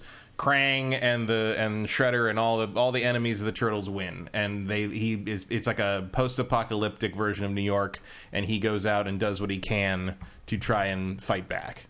And it's a very bleak and very bitter story. Dark, right? Yeah. I mean, I feel like all of us have been waiting on this type of a game from this IP for a while. Yeah, well, especially since that's what it started. I mean, Ninja Turtles started as a more or less a parody that became a genuine imitation of the Frank Miller Daredevil comics from the early 80s, which were very dark and gritty. And I mean, they were created by the same canister of radioactive goo that created Daredevil. Right. In the comic, he pushes an old man out of the way of a truck, and a canister falls off the truck, hits him near the eyes, and he loses his sight but gains his radar powers. In the Teenage Mutant Ninja Turtles, that canister bounces off his head, goes into the sewer, yeah. and gets on the turtles and the rat that becomes Splinter. And the rest is history. And that's why Splinter's name is Splinter, because Daredevil's mentor is named Stick. Ah. I didn't know that. Yeah. Interesting. That's why the Foot Clan is the Foot Clan, because Daredevil fights the hand. Yeah. You learn something every episode of GameFace, I guarantee it. So yeah, this is very much. But some people it's like, oh my god, this is so not what the Ninja. I mean, no, this is exactly what the Ninja Turtles are. We were waiting about. for this. Yeah, I'm excited for it. It's coming in 2024. It's only announced for PC and next gen. We do not have a solid release date for 2024. Not even a quarter yet. But as you can tell from that trailer, all they had was that still that was just kind of like art to try to get the gist of what the game's going to look like. It's a ways out. Yeah, but I do recommend the comic series if you pick. I think it's 5 issues. Okay. It's a very good story, even if you don't really know the IDW continuity, which is over because IDW is shutting down in like January, February. Yeah. But no, it was very good. Much more to come on this game very soon. Next up, a new South Park game called South Park Snow Day. Matt, I gotta say, I'm pretty excited to get a South Park game that isn't a turn-based strategy RPG. I'm a little disappointed it doesn't have some like rude subtitle. Yeah. Yeah, because the last couple games did.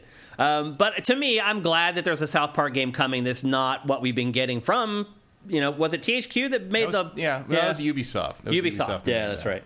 I think THQ published. Or maybe did THQ handle the first one and then Ubisoft handled the second one, I think. I thought Ubi did both of them. Did it? I might be wrong. Okay.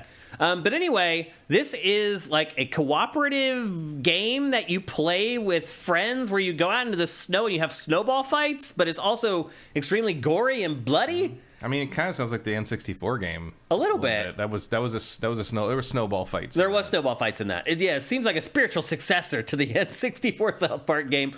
But this you team up with your friends, and I think it's up to 4 people cooperatively play against. So it's PvE, I guess, is the best way to put it. Mm-hmm. You play cooperatively against the computer through a campaign, which I think is probably a good design choice for South Park. Because, you want to get all the characters in there, and if you're not going to do a strategy RPG where you use them as units, if you have to select from a screen which character you want to play as, and presumably each of these characters has their own abilities and blah, blah, blah. So I'm excited for a new South Park game that isn't the same one we've played for the last 10 years. It is surprising there aren't more South Park games, ultimately. Because it just seems like a property that's just ripe for video games. Somewhat, but as far as I know, Trey and Matt are very picky about what games are made with it because they are game people. So it also doesn't surprise me that like the projects for these are picked and chosen carefully. Yeah. So it does feel like they went about as far as they could go with the turn-based RPG idea, and also you probably don't want to deal with Ubisoft right now anyway because they're having such a hard time getting anything made. Yeah. So So anyway, that game is also 2024, also PC and next gen. Also don't have a hard release date for it yet, so just stay tuned. We're going to get a lot more information on both Teenage Mutant Ninja Turtles and South Park in the very near future, is my guess. Next up, Titan Quest 2. So this is the interesting one to me. Yeah, so if 150 hours of Diablo 4 was enough to burn you out, here's another 150 hours of isometric action RPG action. Were you a fan of the first Titan Quest, Matt? Oh, yeah. Yeah. I like the first one a lot. And I was shocked when they made 2 more expansions when Nordic bought them. Yeah. It's very good. This is a little different. This seems like more of an open world game. Whereas kind of like Diablo 4. Whereas the first one, the first Titan Quest was very much a Diablo 2 inspired. In fact, I think it had a couple Diablo 2 people on it. Yeah. But it was a pretty linear with certain, forked paths, but you were going down the same path through the game. Yeah. Like the whole way. And it's very long. Like if you get the original Titan Quest with all its expansions now for like $9 or whatever it is in a Steam sale, 150 hours, easy. Yeah, they're gigantic games, just like Diablo. And we don't have a release date for this yet either, really. It's just 2024, and it's also PC and next gen. It looks very different. I mean, I do think it like they only have the one picture, like the still frame with a giant enemy crab, which is a bold choice. We all know what the giant enemy crab means.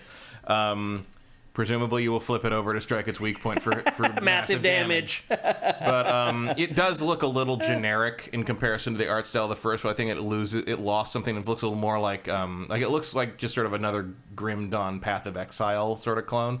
But it is the Spellforce 3 developers, so there might be something here. Yeah. Like the people working on it are solid. So it definitely, of all the things they announced, this is the one that had my attention the most. And chances are, by the time this comes out, you will be done with Diablo 4. It'll be done and dusted. You'll be ready for another isometric action RPG. And this franchise has been great in the past. It's kind of like the second fiddle to Diablo, I would argue. I mean, I would say that's Path of Exile. You think so? Certainly in terms of how many people play it, for sure. Yeah. This one has big potential because it's more of a like Path of Exile has a lot more MMO to it, and this has more. I think this more of his traditional Diablo. Yeah. Although we'll see what this one does in comparison. They didn't show really any gameplay of it. This one could definitely go that same Path of Exile Diablo 4 route. That does seem to be where the genre's going. Yeah. We'll see. Yep. Also, Vincent says that press releases say South Park is coming to Switch 2. So, and not Switch 2, Switch as well. Switch also. Switch also, yeah. Sneaky ass, didn't Trey and Matt hate making games? They didn't hate making the game so much as they just didn't have enough time in their lives to do it because they make those episodes so fast and they're hands-on through the whole thing. So having to stop and approve or give input or help write the elements of the games were burdens on their schedule. And then so their decision on that is like, we can't make it. If we can't be involved and be sure we're making something we like, we don't want to make anything at all because it's not like they need more money. Yeah. I mean... So... the Abram and ETH Demon say that... Obsidian made the first South Park strategy RPG. Because THQ folded. And then Ubi picked it up to publish because THQ folded in the middle of development. So and then Ubi themselves made the second. The Fractured But Whole. Yeah, yes. With that subtitle that you're talking about. So anyway, there's some clarification on that stuff. And again, Vincent says the South Park is coming to Switch. Interesting that it's like PC Next Gen and Switch. Good luck with that. That's all I got to say. Hopefully they can get it to... They can get it to run. The first one scaled to everything. So, that's true. Yep. Just roll that detail slider down and call the Switch game. Yeah, pretty much. We mentioned this a little earlier in the show. Gothic 1 is being remade. We already knew about this, but we got a new trailer for it. And oddly enough, to Matt's point earlier, this trailer is all about walking through the camp. Literally, you said that like Gothic 1, it's kind of like Gothic 1. I'm like, literally, the trailer we're about to show is exactly what we're watching. All that and Risen, they all start with like you're a slave in some camp thing. I think Gothic is literally a mining camp. Yeah, it's a mining camp. Yeah. Literally the and same Risen thing. is also coming back out. There's a Switch version of that coming. I was like, okay, we're going back to all the old Eurojank RPG. I hope they put decent inventory systems in these things for once, because these things are unplayable now. I know. I mean, they were barely playable at the time, but now... Also, the basic Gothic 1 is coming to Switch. Just the port of the OG game. Oh, my God. They just put out a trailer for that like last week. There has to be some UI tweaks on that, because there's no way. I'm sure there will be. There's no way that... You're right. It's almost unplayable. My recollection of Gothic 1, they're not that great. They are beloved games. Yeah, I know. People always talk about them. Gothic 2 is much better. Gothic 1, I think, benefits from Gothic 2's reputation. Gothic 3 is sort of meh. And then the developers of Gothic... Because I think the developers of Gothic 1 and 2 moved on to Risen, and Gothic 3 was made by different people because of some... licensing something or other. Snafu, publishing snafu. But yeah, that's sort of where the modern Eurojank RPG. That's where we get the Greed Falls and all that stuff. Right? They all have their roots here. I don't know if bringing them back is particularly needed, but this is all THQ Nordic has. This is my point. The lower third. Remember me? Like that's their entire lineup is like this. It's like, hey, there's this game that some people thought was cool. Other people don't remember it quite as well, but we're gonna make a new one. I mean, I guess as long as Elder Scrolls 6 is still years away, you might as well throw out your fantasy stuff whatever you think might stick. Yeah. I mean, there is as someone who played it back in the day and has tried to replay it a couple times and failed. There is something to salvage from Gothic 1 and 2. Like if you can do good modern... you don't even have to be a remake, but you got to fix that fucking interface. Yeah. If you make it play an interface inventory-wise like a modern game, you got a pretty solid thing here. They're very hard and unforgiving, and it's like one of those games where it's like, I mean, at least the originals are like, you're gonna die the first rat you try to fight if you don't know what you're doing. They are hard as nails. Yeah. And early on, you're like, you're gonna die. Like, you better not touch anything until you get a couple levels up just by doing fetch quests or something. Like, it's a whole thing. Yeah, for sure. So it'd be interesting to see how it's received, or how they handle it, how they present it in terms of UI, and how it's received. And I mean, odds are it just comes and goes and no one ever notices. But like, it's an interesting choice that we're suddenly getting Gothic and Risen back on consoles for the first time for these. I think. I don't think the first ones. I mean, the Risen 3 and Gothic 3 were on consoles, but I don't think the early ones ever made it off PC before. Yeah, I don't either. I mean, it was too early, I think. And then the Gothic 1 remake is coming to PC, PS5, Xbox Series, and Switch. So that's another one where they're just tacking the Switch on there at the end. And then the final game from THQ's 2023 showcase that we want to share with you guys is a game called Outcast: A New Beginning. Now, this is a sequel to a game that is over 20 years old, that most people this game do not remember. I do know this game. This game was way ahead of its time. Back in the day, yeah. And this is an open world action adventure. It's not an action RPG. And it's not called Outcast 2. It's just called Outcast. They're using the same base name, but with a subtitle. But this game kind of caught my eye. This looks like the same game to me. Like they're remaking the same game? They remade the original game. Interesting. Because I recognize some of this. Because I did play this game back in the day. I'm one of the few, and yeah, this looks like the original game remade to me. Interesting. I might be wrong. Maybe that's why they dropped the 2. Yeah, it's definitely not. I mean, it doesn't look like a sequel to me. Healthy, yeah, no. This looks like a remake to me. Interesting. Okay.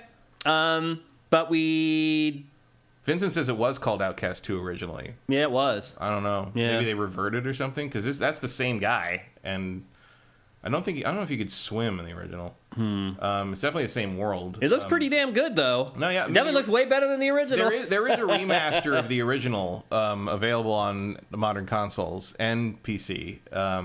And it's pretty. It is a little janky in terms of interface because it is from like 2002. Nothing was codified yet, but it is shockingly modern in terms of design and how the open world is presented and the quest design and all that. Like it was this game's 10 years ahead of its time when it came out. Yeah, which may be one reason it didn't do very well because A, it was very hard to explain what it was, and B, I don't think many computers could run it at the time. Yeah. It was a little bleeding edge. Yeah. Okay, this was not in the original game, so this must be, maybe it is a full sequel or something. Yeah. But looks pretty damn good though. No, go check it. I mean, you can get it for pretty cheap on like GOG at the very least. Check this thing out. It's bizarrely modern for something outside of the UI. It's like the way it's presented is shockingly. I remember that palace too. They're revisiting a lot of places from the first game at the very least. So that's coming to PC and next gen, no Switch and no date either. We have no idea when that's coming out. So that's it. That's the big stuff that was at THQ's presentation. What would you give it for a letter grade, Matt? Oh, I don't know. I didn't even watch it. Oh, you never watched it? I watched the trailers and the stuff that came out of it afterwards. Well, based on the fact that these are the highlights. I don't know. It's like a C-. Yeah, that's about like right. I did watch it, and that's about right. I'm interested in like Outcast and Titan Quest for sure. And I mean, mine is Gothic. I'm interested in all the games we talked about. I mean, I'll try if they have revamped the interface on Gothic. I'll try it because I would love to play Gothic again without screaming at the inventory system every 5 minutes because it's fucking to pick up something in that game. I remember you had to target it and then highlight it with a button press and then press a different button to pick it up and then press a different button to put it in your inventory. And then your inventory opening button was different from the equipment opening button, and you couldn't have both open at the same time. It was mind shredding. It was like the original. I didn't remember that about it. It was like the original Hitman. I don't know if you played Hitman 1 recently, but oh my god, and it's like one of those things. Like, okay, I recognize that we did not have a codified basic way of picking things up and putting them in inventory and working with them, but this is what you came up with? I mean, Red Dead Redemption 2 is a little bit that way, too. Yeah, but it's like, it's just things where it's like, dude, Diablo existed when you made this game. No excuse. Just use that. Yeah. Just click the thing, pick it up, it's in the grid inventory, I can put it on my character, you're done. Like, why is that not just standard? Flush your pride, make your game better. Yeah. Period. Yeah. Gothic 2 did not have that to be. I mean, all the interfaces for the Gothic games were pretty stupid, but like until 3, which played like a normal game more or less. Yeah. Gothic 1 and 2 were sort of like you need like to watch a tutorial video to play the originals, like to understand how they work, because otherwise you're going to stand there and be like, I don't understand how to swing my sword or any of that. It's bizarre. I mean, maybe I should look at it like this is THQ Nordic and like put them in their own class. Because they just own a bunch of old IP. And I think in that regard, like, they did a pretty good job with the IP that they have as far as this presentation is concerned. Yeah. So, I mean, they're working with what they got. Yeah. And they're probably picking the cream of that crop when you really look at the whole list. Sadly. So. Yep. So there you go. That's THQ Nordic's 2023 showcase. Do you think Outcast has potential in terms of breakout? Like, that's the closest thing they have. It looks great. Especially, like, if you're interested in, like Beyond Good and Evil 2... and you are acknowledging to yourself quietly that that's never going to come out. This Outcast game might be your ticket. Like it's got that same sort of like weird French space opera, John Carter of batshit Mars sort of like element to it. Yep.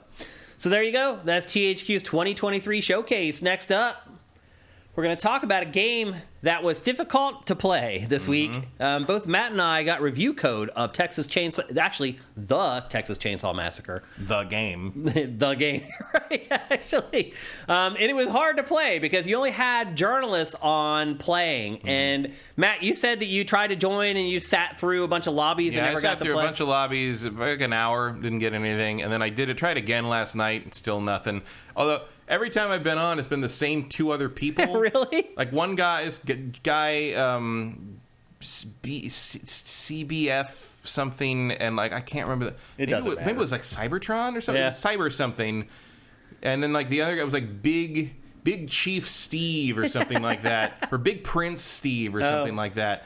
And it was me and the cyber guy or the family, and Big Prince Steve was the follower, the victim guy. And every time Big Prince Steve would turn his voice chat on, and be like, "Don't go anywhere. There's like 10 more people coming in. Don't go. Everybody, when you get in the game, just stay there. There's 10 more people coming in. There's gonna be like more people coming in. Be all right. Don't leave the game. Don't leave the game. And like, of course, They it never showed up. would go to, no one ever showed up, and it would switch to the game. And of course, we wouldn't leave the game. It would just boot you back to the menu and say, not enough people to play a game. Try again. And so we tried again by being in the same room with the same people. 2 other guys. And it's just like. And I did that for an hour. And like every time, it's like, stay in the game. More people show up. No, they don't. They never did. This is the 7th time we've tried it. It's 5 minutes every time. I give up. Like, So, I was luckier. So I watched all the tutorial videos, which explain how everything works and how the game works. And I feel like I have a handle on it, even though I didn't get to actually play it. But I'll bet you don't. Because I was lucky. And how it worked for me was, I would have to wait, like you, for a long time to get a game. But then once you would get a game, you would just keep playing with those same people over and over and over again. So I got to play as much as I wanted to, honestly. And the first thing I will say about this game is the learning curve is like, pa-ching! Like, it is way high. So much so that, like, my first 3 games, people just yelled at me, like, the whole time. Well, I don't know if you looked at the tutorial section. I didn't. There's a list of they're all videos. There's a list of tutorial videos for the family and a list of tutorial videos for the victims. I'm not kidding. It took me an hour and 20 minutes to watch them all. I believe it. There are 20 or 30 per side. Yeah. Like, there's a lot happening in this game. And this is a blessing and a curse. So this is an asymmetrical multiplayer game. You may have already gathered that from what Matt was talking about the victims in the family. So you play as 4 victims, or you play as 3 family members. And you start out the game, you're a victim, and you're hanging in the basement. The first thing you need to do is escape being tied up. And then once you do that, you need to get out of the house. And there's 8 different maps or whatever, but they all kind of start the same. You're in a dark basement. You can hardly see anything. You don't know the layout of the basement at all. And your objective is to just get out of the house. But it's so much more complicated than that, because... So if you're playing as the family, and I don't know how much you know about Texas Chainsaw Massacre, but that's what it's all about. It's about this psychotic family that lives out in the middle of nowhere in Texas, and they make barbecue. And they make barbecue out of humans. So... or as they call it, their way of life. Right. And so... Basically, if you haven't watched any of the Texas Chainsaw Massacre, some of these characters from other Texas Chainsaw Massacre movies? Yeah, they're not all from the first one. I've only seen the first one. Yeah.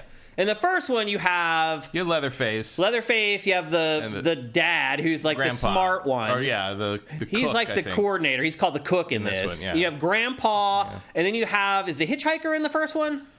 It looked the hitchhiker looked like that other guy. He's the other guy. Yeah, because he's the guy, the bait, who would go out on the road and pick up the people and bring them back to the house. Him or Johnny. Johnny's the good-looking guy who's supposed to be the Johnny lure. was in the later ones, I think. Okay, Johnny in the game is the good-looking one who lures... the bait. Says they lure people in. Yeah. And that's how they bring them back to the house. Yep. And so you begin every match down in the basement, but the way it works is that Grandpa, if you haven't seen the movie, you wouldn't know this, but Grandpa in the movie, he looked like he was dead. He was this corpse that would sit in a wheelchair, and you thought for like the whole movie he was just dead. He was just a corpse. And then later on, there's a scene... Because it would fit the decor. Right. Yeah, that's true. And then later on, there's a scene where they feed him blood, and he comes alive. And he's actually alive, and he needs human blood to, like, reinvigorate. And one of the mechanics, if you play as the family, is you need to go out and get blood and bring it back to Grandpa and feed it to Grandpa. And when you do that, when he goes up a level, he emits this scream. And it's like sonar going out that will alert the family to where the victims are. And if you're playing as the victim, before Grandpa goes to scream, it will alert you. It'll be Grandpa's about to scream, hold still. So you have to just stop and wait. And if you don't, it will ping the other parts of the family to come and look for you. But that's not the only way that it pings. If you touch anything, it makes noise, and that will alert them and tell them where you are. So there's this meter in the game where you hit X, and it feels like an internal meter that you need to get all the way to the end to actually finish the thing that you're doing. But then there's an outside meter that will also, if it goes over the hilt, it will alert the family as well. So really the whole objective of the game is trying to escape this basement and this house without alerting the family. And there's a bunch of different things you have to do that. You need to find this tool, and when you find the tool, you find a toolbox, but when you're rummaging through the toolbox, you have to play that same mini game with those two, that internal bar and that external bar, to not alert people. And it takes forever. It takes like 40 seconds to find like a tool in a toolbox. And then once you find the tool that will actually let you unlock the door, you need to find a clear amount of time to get to the door, and then jimmy the door, and you have to do that and not make noise, and you need to open the door and not make noise. There are, in every every doorway, there's like bones hanging down. If you brush against those, that alerts the family. But you can find bone fragments that you can use to affix to the bones hanging in the doorway, and that will keep them from making sound. And that's like how the game works. And I will just say that it feels almost impossible to survive. The other thing I'll say about it too is playing this game made me feel like how it must feel to be in the movies. Like, because you're trying to do this thing, it's taking forever, and they're bearing down on you. I'll say this. The first 4 games of this, I literally thought my heart was going to pound out of my chest. I was that scared and that, like, flustered playing this. Now, as you play, it's like anything. Eventually, like, the whole newness of it wears off, and, like, by the time I got to like my 5th game, I still got excited when Leatherface was chasing me around, but I wasn't literally like think I was gonna have a heart attack. My first few games, literally, I was like, I might die playing this. My heart was pounding so hard because. So eventually you're going to get discovered because it's impossible to stay quiet. And once that happens, the family starts coming for you. And each one of them is different. Like the older guy, he just has like a switchblade or whatever. And then like the girl has like a shaving blade. But obviously Leatherface has a freaking chainsaw. And he starts chasing you around and you hear that. Like you're fiddling with stuff. You're trying to get something out of the toolbox. You hear the chainsaw like really low. You're like, okay. He's coming.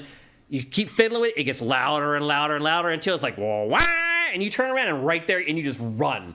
And that is when it just becomes terrifying. So you have advantages when you're running. Like there's these areas inside the house that you like can shimmy through and slide through.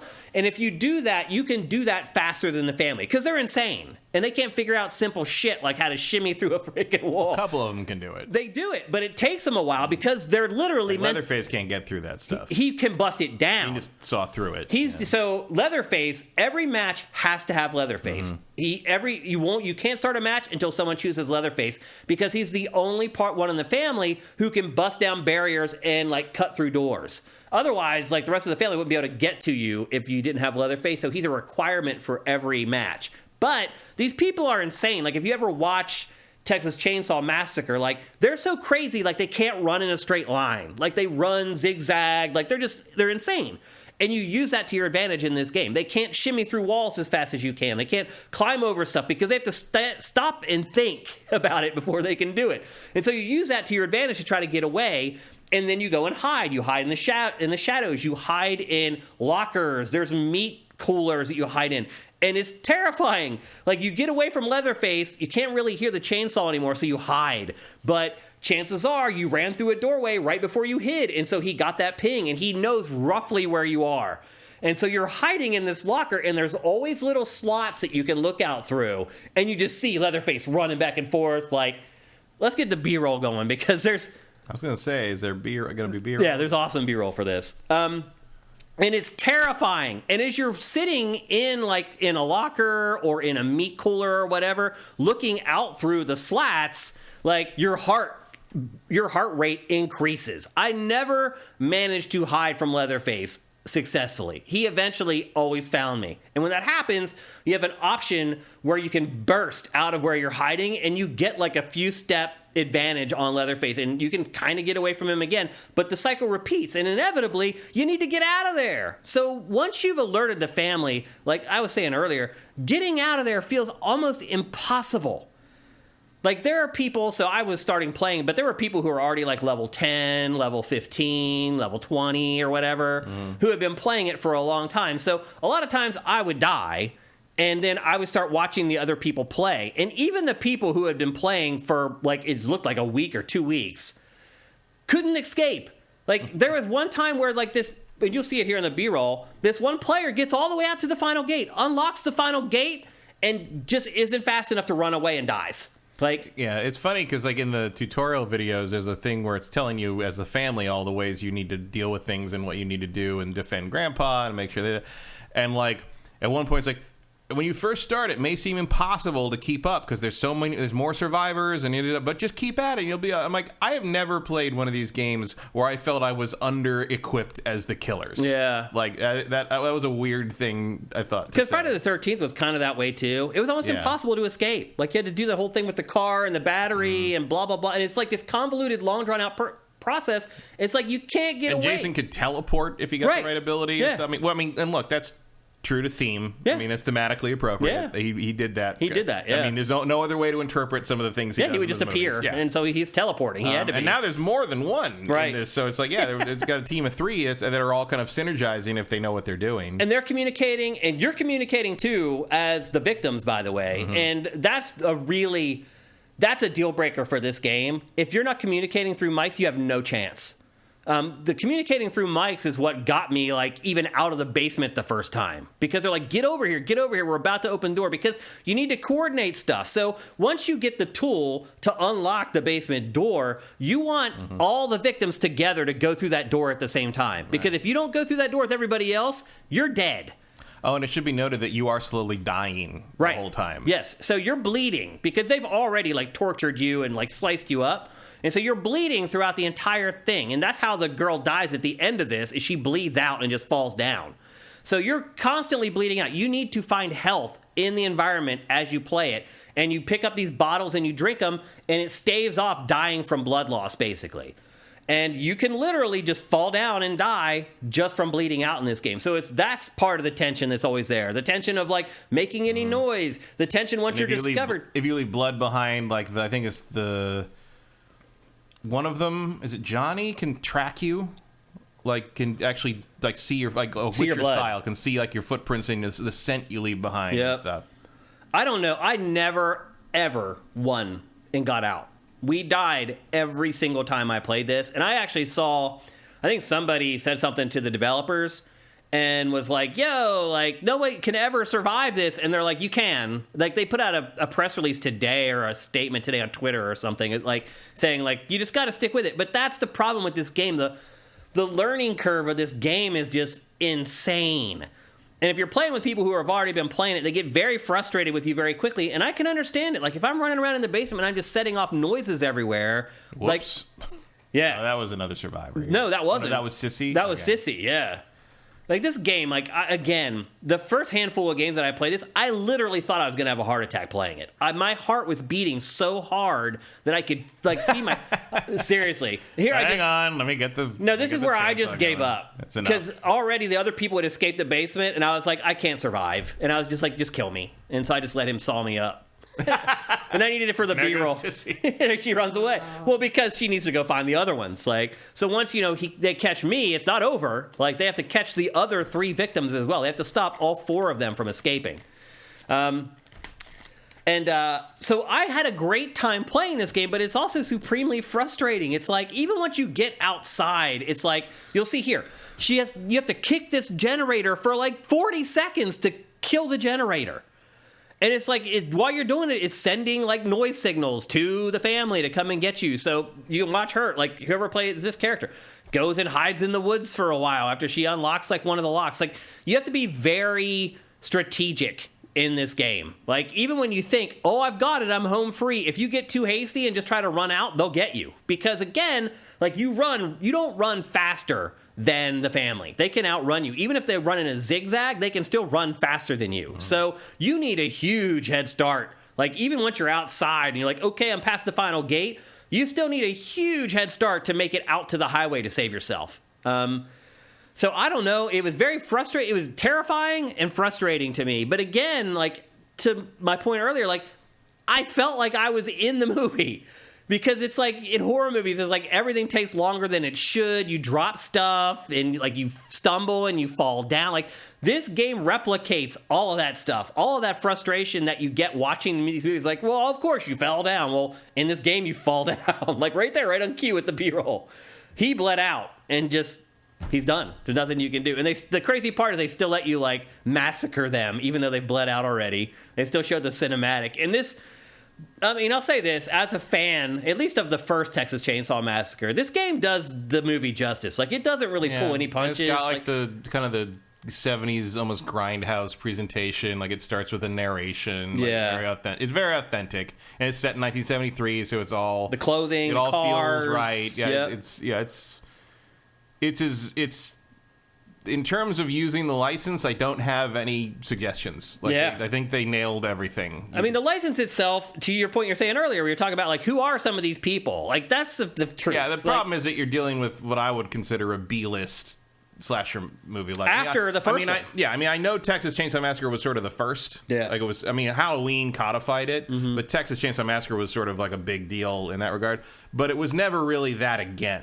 You Right. know, it was always sort of an also-ran against the Friday the 13th and the Nightmare on Elm Streets and the Halloweens. Well, that's because Texas Chainsaw Massacre 2 didn't release until over a decade after the first movie. And then you're absolutely right, it was a joke. Like, it literally was a joke. Like, if you watch, it's kind of like Evil Dead 2, where they turned it into, like, this parody, where it's like they're going for laughs and yucks and blah, blah, blah. It wasn't, like, deathly serious like the first Texas Chainsaw Massacre was. And then the third one went even further that direction. Well, because I think they were sort of moving in, because, you know, the original was a very grindhousey fly-by-night. Scary AF. Like, well, I think it's dumb, but like it's But you're not scared by anything. No, though. I'm not. Somehow you Not have in avoided movies. the scared gene. I don't know how that's possible, but like, you know, very famously it was, you know, they used real slaughterhouse like guts to like do the effects, and like, you know, the girl being hung up on the meat hook by Leatherface still gives me chills. Like, she was basically, they were hanging her up by like a nylon, and she really did get hurt doing Right, that. yeah. And, like, it was very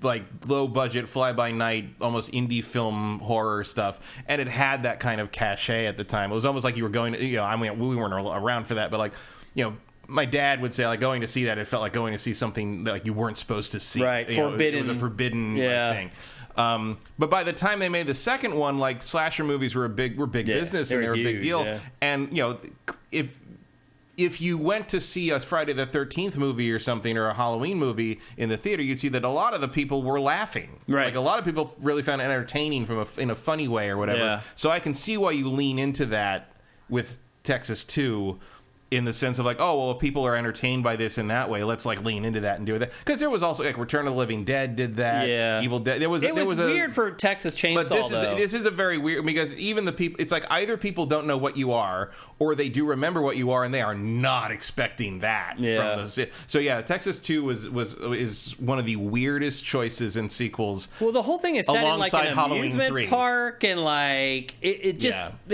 didn't it didn't compute. As someone who was a big fan of the first movie, I was like, what the hell is Well, this? and also one of the things that made the first movie work is how weird everything is. How there's no explanations for anything. Yeah. Like, what are these? No, what the fuck is Grandpa? Like, there's not. The end of the movie is just Leatherface squealing in the middle of the road, screaming. Like, you never find out anything about this. Nope. It's just like, if you take the wrong turn down the wrong road, you might end up You're in this effed. situation. You know? And like expanding that and building that and adding new family members, and like that was always a mistake. Yeah. Like, there's, you know, you can't. There's no mythology.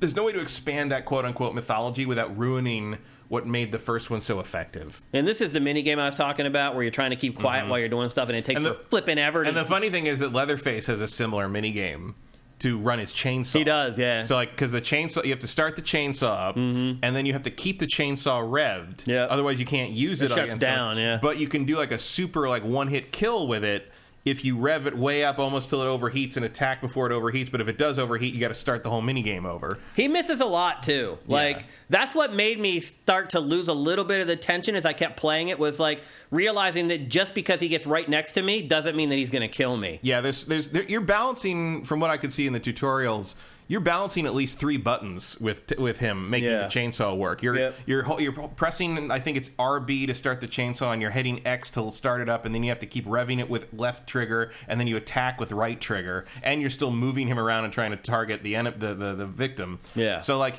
the Leatherface player actually does have to, and you've got a stamina bar that's limiting whether you can run or every time you attack. So you do actually have to be good at what you're doing. Yep. It's just you only need to be good once. Whereas the victims have to be good constantly. Constantly, yeah. Yep. So there's a steep... Here's the thing, though. So it is a steep learning curve. It can be very frustrating playing it at first, but the one thing I would argue that has turned me off to these asymmetrical horror games in the past was that they were too simple. Like, after you played them for like a day... Definitely doesn't seem to be the problem here. No, it's the opposite, which makes me wonder if this game will actually have legs. I mean, that's a good question, because I mean, yeah, I think like Dead by Daylight I have not played much of, but it's like once I found it's just this every time. You just activate these 3 things, right, and that's the game. Yeah. That turned me off. This is different every time. But you're right, like, this is gonna, and I mean, clearly the developers message also, like, they expect you to get good at this. Yeah. And it's like, how many people are gonna have the patience to do that?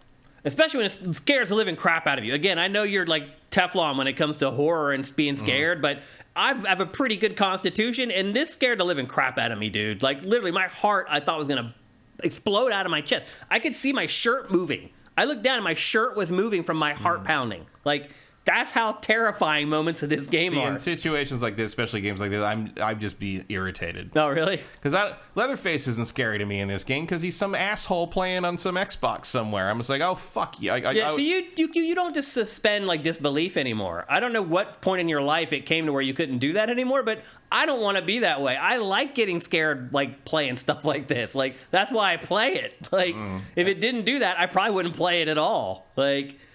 But well, now you're where I am. There you go. I mean, but I do enjoy it because I do get scared at stuff. So see, I'd rather enjoy the actual game, and this isn't enjoyable. This kind of game is not particularly enjoyable for me for exactly all the reasons you're explaining. It's like yeah, it takes too long to do the thing, and I know that's part of the balance. I mean, I don't know if it's balanced. Sounds like it is unbalanced right now until you maybe get. But like, yeah, like that's just annoying to me. That's not like it's almost the same annoying as watching the movie where it's like, yeah, I would be faster about that if I were in that situation. So look at this whole moment right here. So this is our last person standing on our team, and I'm just going to go back very quickly here, just to show you kind of what you do in this game. So she got up here. She didn't realize that right down there is Grandpa, and so she sees. So can Grandpa be anywhere? No, he's almost always outside. Really? Yeah, he's already out there. Yeah. And then she realizes, and I didn't go back far enough, but then the person playing this character realizes, oh crap, they're all down there. So she goes back up the stairs and is like, and all they have to do is go up those stairs and discover her, and she's done. But they don't. And so they leave, and she manages to sneak out when it's only Grandpa there and get out here. And at this moment, I was like, oh my God, someone's finally going to beat them. They're finally going to get out of here. And they don't. Earlier, someone did escape. They didn't. Sneaky Pete did. No, he didn't get out. It said Sneaky Pete got out. No, but you didn't see it in the B-roll. You didn't see it. It was... So here's the thing about this game is that it's all about learning the maps. Like... The hardest part about this is you don't know where anything is. So you're just running around with like a chicken with your head cut off trying to find... There's like 5 maps in this, right? There's 8. There's 8? Yes. Wow. So you're running around like a chicken with your head cut off trying to find the tool to get out of the door. So once you finally... That was also a problem with Friday the 13th. I mean, I had fewer maps. Yeah. But like there was that thing about like, I don't know where everything is, and Jason doesn't need to know where anything... And that was the same developer, so... Yeah. So Sneaky Pete... Chances are he knew exactly where everything is. He knew exactly what door to go out of, how to get to the closest door out of the house once he got upstairs, and then how to snake his way through the outside to get out of like the... And that was Friday the 13th too, where you'd start a game and somebody would be like, I know what I'm doing, just follow me around. And you would always, you'd get to the car, he'd fix the car, you'd get in the car and drive away. That was it. Like, yep. So every once in a while you come across somebody like that, but like I never saw anybody escape. Like, you're right, maybe somebody did it while I wasn't looking or whatever. Because again, you're together, but you're not in this game. Like, people can escape without you, and you're still stuck inside. What happened in the B-roll was he opened an outside gate and was running down a dirt path, and then suddenly it cut back to a different survivor who was in the house, and then it said Sneaky Pete got off the thing. Gotcha. So I think he crossed the line, and the spectating dropped to another survivor who was still playing. Yeah. And then once you get to the doors, you actually get outside, there's a new mini game that's even more nerve-wracking that you can see right now. It takes probably a minute and a half to open a door to get out to the outside, and while you're hearing the chainsaw firing up in the background, it's just nerve-wracking. One of the I think Connie can open locks really faster. Yeah, we saw her earlier. She was at that outdoor lock, and it unlocked like that. Yeah. So each victim has their own special abilities, and they're better. Some are faster at running, some are better at opening locks. All of them have their own advantages and disadvantages, and it's like you would think, oh, the guys are the strongest. No, actually, like the strongest character in the game is a girl. So I thought this girl was going to make it out too, and next thing you know, here he comes running outside because he was nowhere to be found. But watch this, she waits him out. He runs into these weeds and doesn't see her. She runs right past her, never sees her, and she still doesn't make it out alive. But the final girl, perhaps, Doll says. Yeah. Mm-hmm. So I really enjoyed this a lot. I felt like I'd kind of gotten the hang of it. Look how close this is. Just runs right faster. Yep. I kind of gotten the hang of it, like whenever I had to kind of stop playing and, edit together our B-roll so we can talk about it. I will say it's not inauthentic how he runs, but he really looks like a dork. That's how he runs in the movies, though. Yeah, it is true. You got to remember, they all have a difference between how you frame it in a movie and just having the character run around in broad daylight in the middle of a game. And you're like, I would feel really bad if you killed me because that's embarrassing. Well, they're all inbreds, and so they all are mentally disabled, basically. It's like being killed by a bunch of internet trolls. Pretty much. I saw somebody, Cinetyke said, oh, now after you played this, now you can watch Terrifier 2. I already watched Terrifier 2, Cinetyke. Yeah, I thought you already saw that. Yeah, I already saw it. Yeah, I watched it like a couple months ago or whatever. It was on Amazon Prime. I can watch it for free. Erebus Jones says, this feels like the third attempt, at least, at doing this sort of asymmetrical multiplayer game based on horror movies. All the others seem dead. Has this got any real chance at a future? So I do think this has a better chance because it is deeper. It has more features. The other important part, too, is it's actually... people are going to have the patience. That's the X factor. You need good people to play with who won't get frustrated. Like, I found one person to play with who, like, kept helping me, and they were amazing. But at the same time, there's two other people, like, complaining about what I'm doing. You need to get over here. You need to do this. You need to do that. It's like, bro, I just learned how to play this. I'm just learning. So my guess... So this is actually coming on Game Pass. Where's she going? She has to go and, like, unhook the generator, the battery from the car. That's what I'm saying. Like, you always think you're about to escape, and you never can. There's always some last, and look, here you go. Yeah. Going back to get the battery in the car. That's the next thing that she has to do. How is she supposed to do it? What do you mean? If they know that she needs the battery from the generator, what just... Well, they don't know where she is. They thought she may be still down in the basement, trapped inside. Right, but if, like, they know she needs that generator, the battery, why don't they just camp the battery? Because, how do you get people away from the things you need? I mean, they could just sit there forever, I guess. Yeah. And eventually, but do you want the game to go on for like 2 hours waiting for them to show up? It can't because the victims are dying. So they know that there's one girl left or one character left, but they have no idea where that character is. So... But if you hear that gate open, you know she's going the place she needs. They didn't hear the gate open, though. But she did it without making any noise. That's the key. So if you're opening something, Grandpa doesn't know you're there. Like that won't trigger. No. So you can open stuff while he roars, and it won't detect you. But if you move while he roars, then it will detect you. But you can like rifle through like a toolbox and like unlock a door, stuff like that. He won't detect it. So and if he gets max level, he just sees everyone. When he gets to max level, it's full on radar. They know exactly where you are. Get the hell out of there, basically.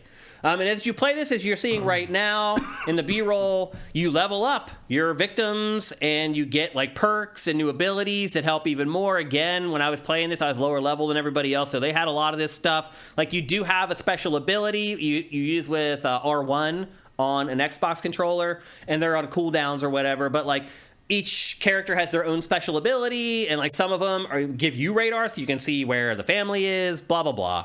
And as you can see, there's a full-on tree that you can go through and max out your characters. I think there's three or four different levels of, 3 levels of improvements that you can make to your character. So there is some light RPG elements in there. But I think ultimately, the depth of this gives it a chance to last longer than the other games.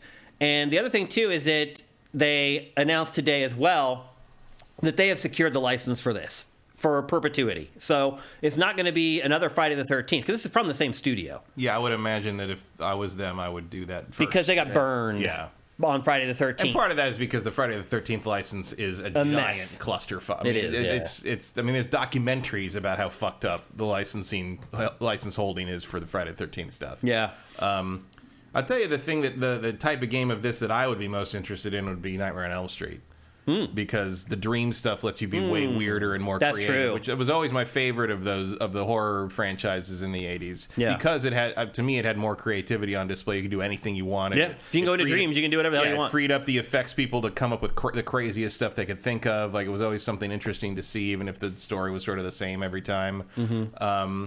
Like, all you got to do is make a game out of Dream Warriors, people. Like, and all the different characters can be weird. You know, it become weird stuff from the dreams. Like, you could almost have them be classes and stuff. Yeah. Like, there's a lot of possibility there. I don't know what the license issue is on that. It would also be harder because you'd have to be putting a lot. You couldn't just do a bunch of Texas maps. You'd have to have a bunch of weird dreamscapes and things like that. But again, it opens up the creativity for the developers. And you'd have to come up with there'd have to be a way where like the survivors would have to like be in the waking world, and Freddy, and you couldn't get to each other, but maybe you could hurt him, but he'd have to he'd have to wait to like make you fall asleep, and maybe you wouldn't realize you'd fall. You'd do like a sanity effect from Eternal Darkness thing where you don't know if you're asleep or not yet. Right. Like there'd be a lot of cool shit you could do with that.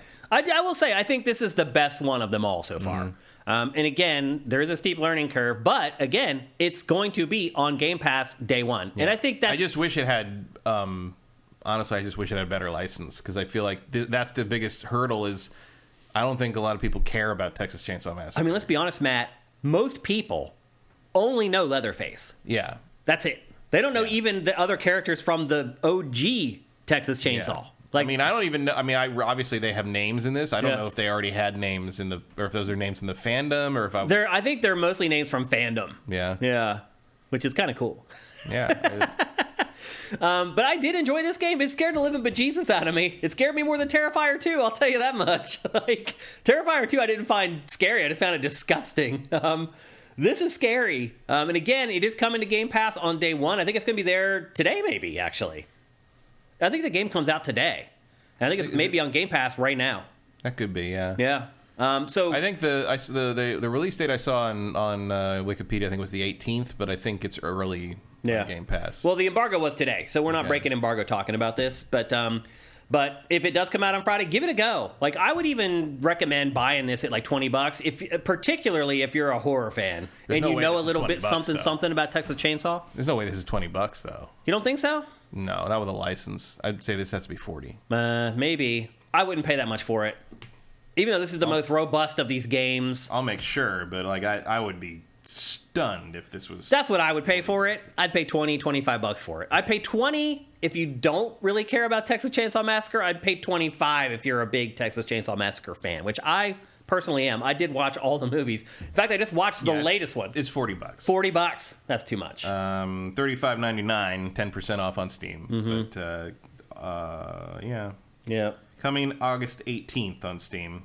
Sneaky says this would be great if three real friends know what they're doing. Yeah, it would be. Yeah.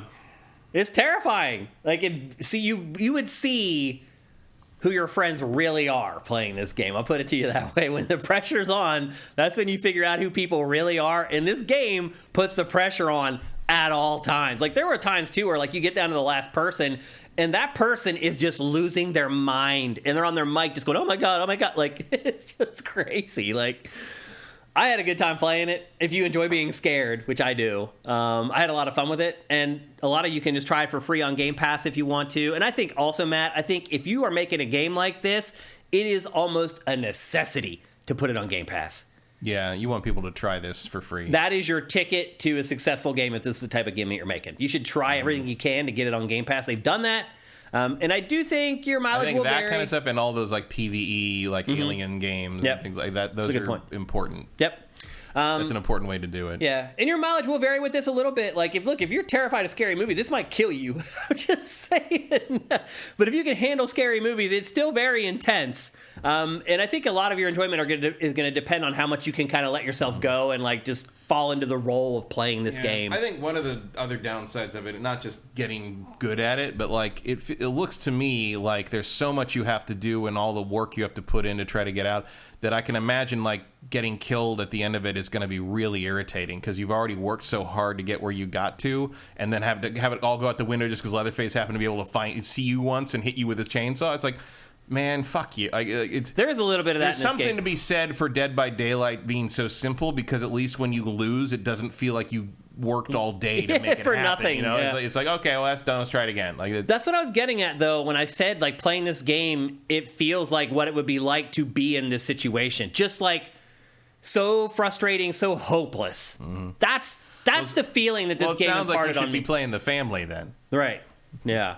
I mean, if you want to win, you should play as the family. Yeah. But then you have to play as the family. And they, like, the noises that they make and everything. Like, when you're hiding in one of those rooms and, like, they're walking back and forth making their insane, like, mentally disabled noise. Like, it's scary as crap, man. Like, I had a lot of fun with it, but I do think it is for a specific audience. If you did enjoy Friday the 13th, or you did enjoy Dead by Daylight, or any of those similar games, you're going to like this one too, but just go into it knowing it's a little more involved, it's a little more complicated, there's a bigger learning curve, and I do hope that ultimately there's a better payoff. But again, I never escaped, so that feeling must feel great when you get out of that last gate and run out onto the highway. Better be one hell of an XP bonus. Seriously. Your level should go wham, wham, wham. Yeah, Yeah. So anyway, there you go. That's the Texas Chainsaw Massacre. It's available for pretty much everything, except for Switch. It's not available for Switch yet, although my guess is it'll come eventually. But it is available for both PlayStations, both Xboxes, and PC. And again, as I said, it is free this month on Game Pass. Give it a go and get scared.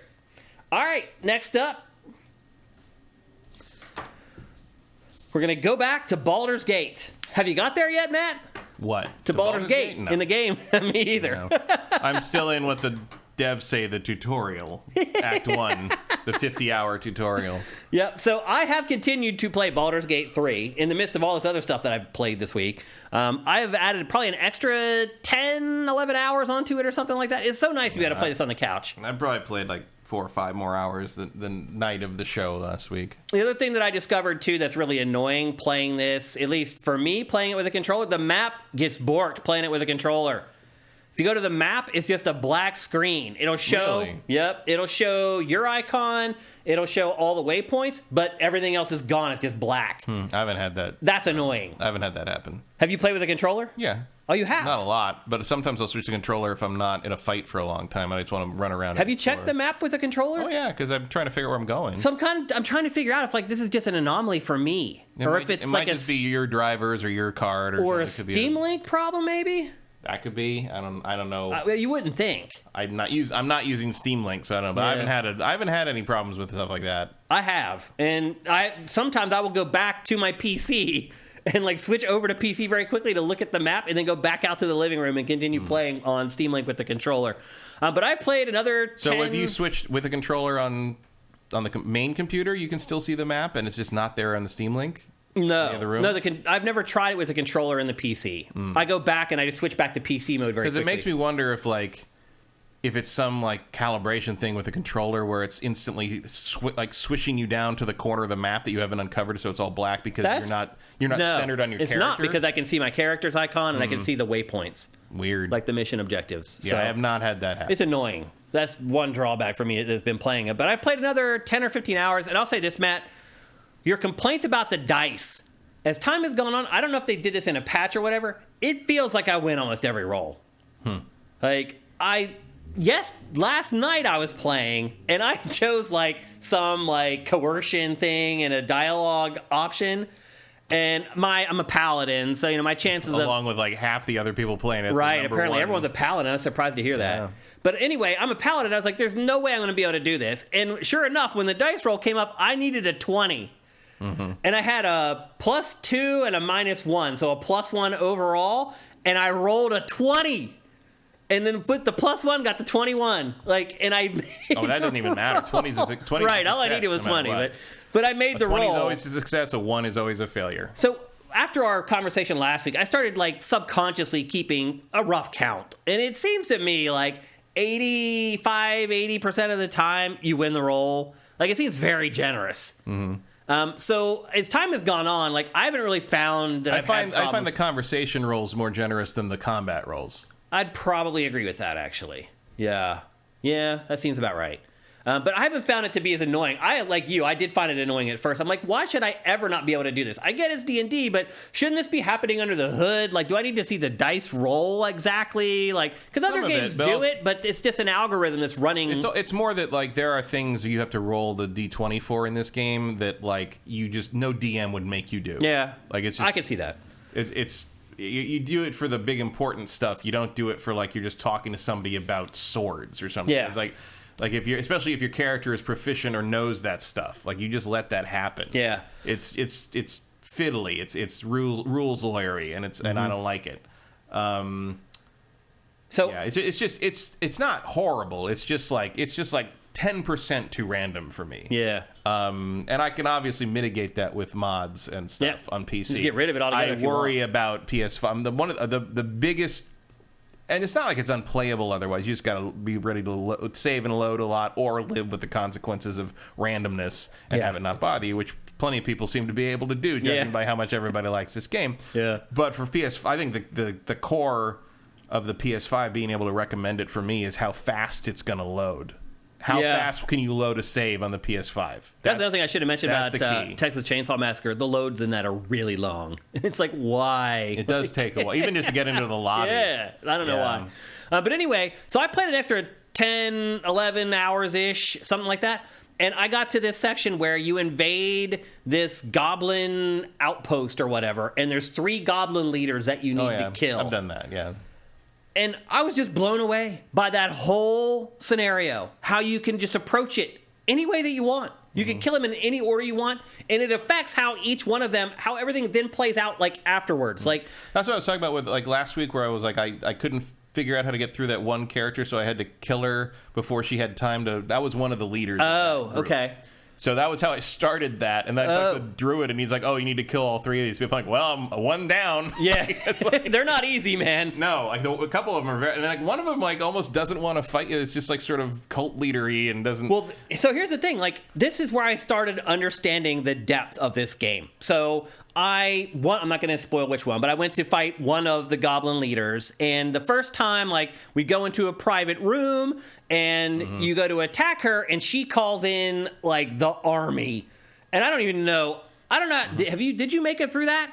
That's what I was talking about. That's what you're talking about. I had to kill, and I threw her in a box. And just so I killed her before she could. I reloaded until I killed her before her turn came up, so she couldn't call the army. Okay, and I threw her corpse. That's in what a you were box. talking about. Okay, that's how I got through that. Well, here's what I because otherwise she calls in that fucking shopkeeper who like is casting like fireball. And I mean, like the first time she ran in, she killed half my party with 1 shot. Like there was nothing. Well, the party's they're forced to stay outside. Well, I didn't make them stay outside. How did you get him to come in without her shutting the door and forcing him out? They just came in. And really? Then she'll say like, your rest of your party needs to leave. We need to. And the first time I sent them out, and then she did her horrible shit to me. And then the second time, I'm like, well, no, I'm not leaving. I'm just having the Githyanki kill you. Like, so that's how I did that. But here's how I did it, and this is why this game is so freaking awesome. I silenced her.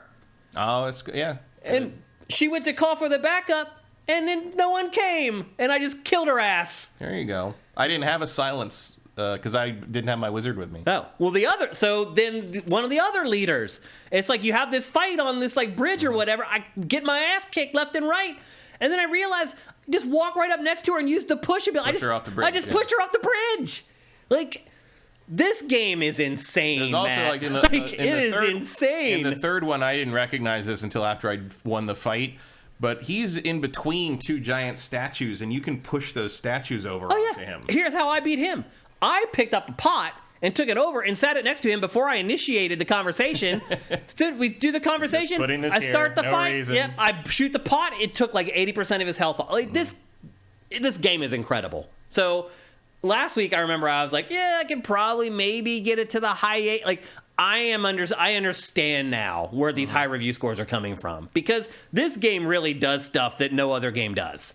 Like, I've never played a game that just literally, if you can think of anything. So here's another thing. So there was this village where I kept getting attacked. I snuck in there. I put poison in their drink. In their, like, so if you go in there, everyone's talking about, I had my 4th cup. I'm drunk and blah, blah, blah. It's a hint. And it took me a while to connect the dots. And I was like, oh, the game is telling me there's somewhere where these people are all drinking from that I could, and I found it and I poisoned it, and everybody in the village died. It's incredible. Yeah. It's just like anything you think of, you can do it in this game. And I don't know if I've ever played an RPG that was that because you didn't play enough Original Sin 2. Maybe because you're right. They're all the same. People say it's very similar. It's not like on the same. It's obviously works a little different because D&D is that and this is it. But like that was the same. It's like, okay, you can throw, like, oh, these guys are on fire and they can throw water on them.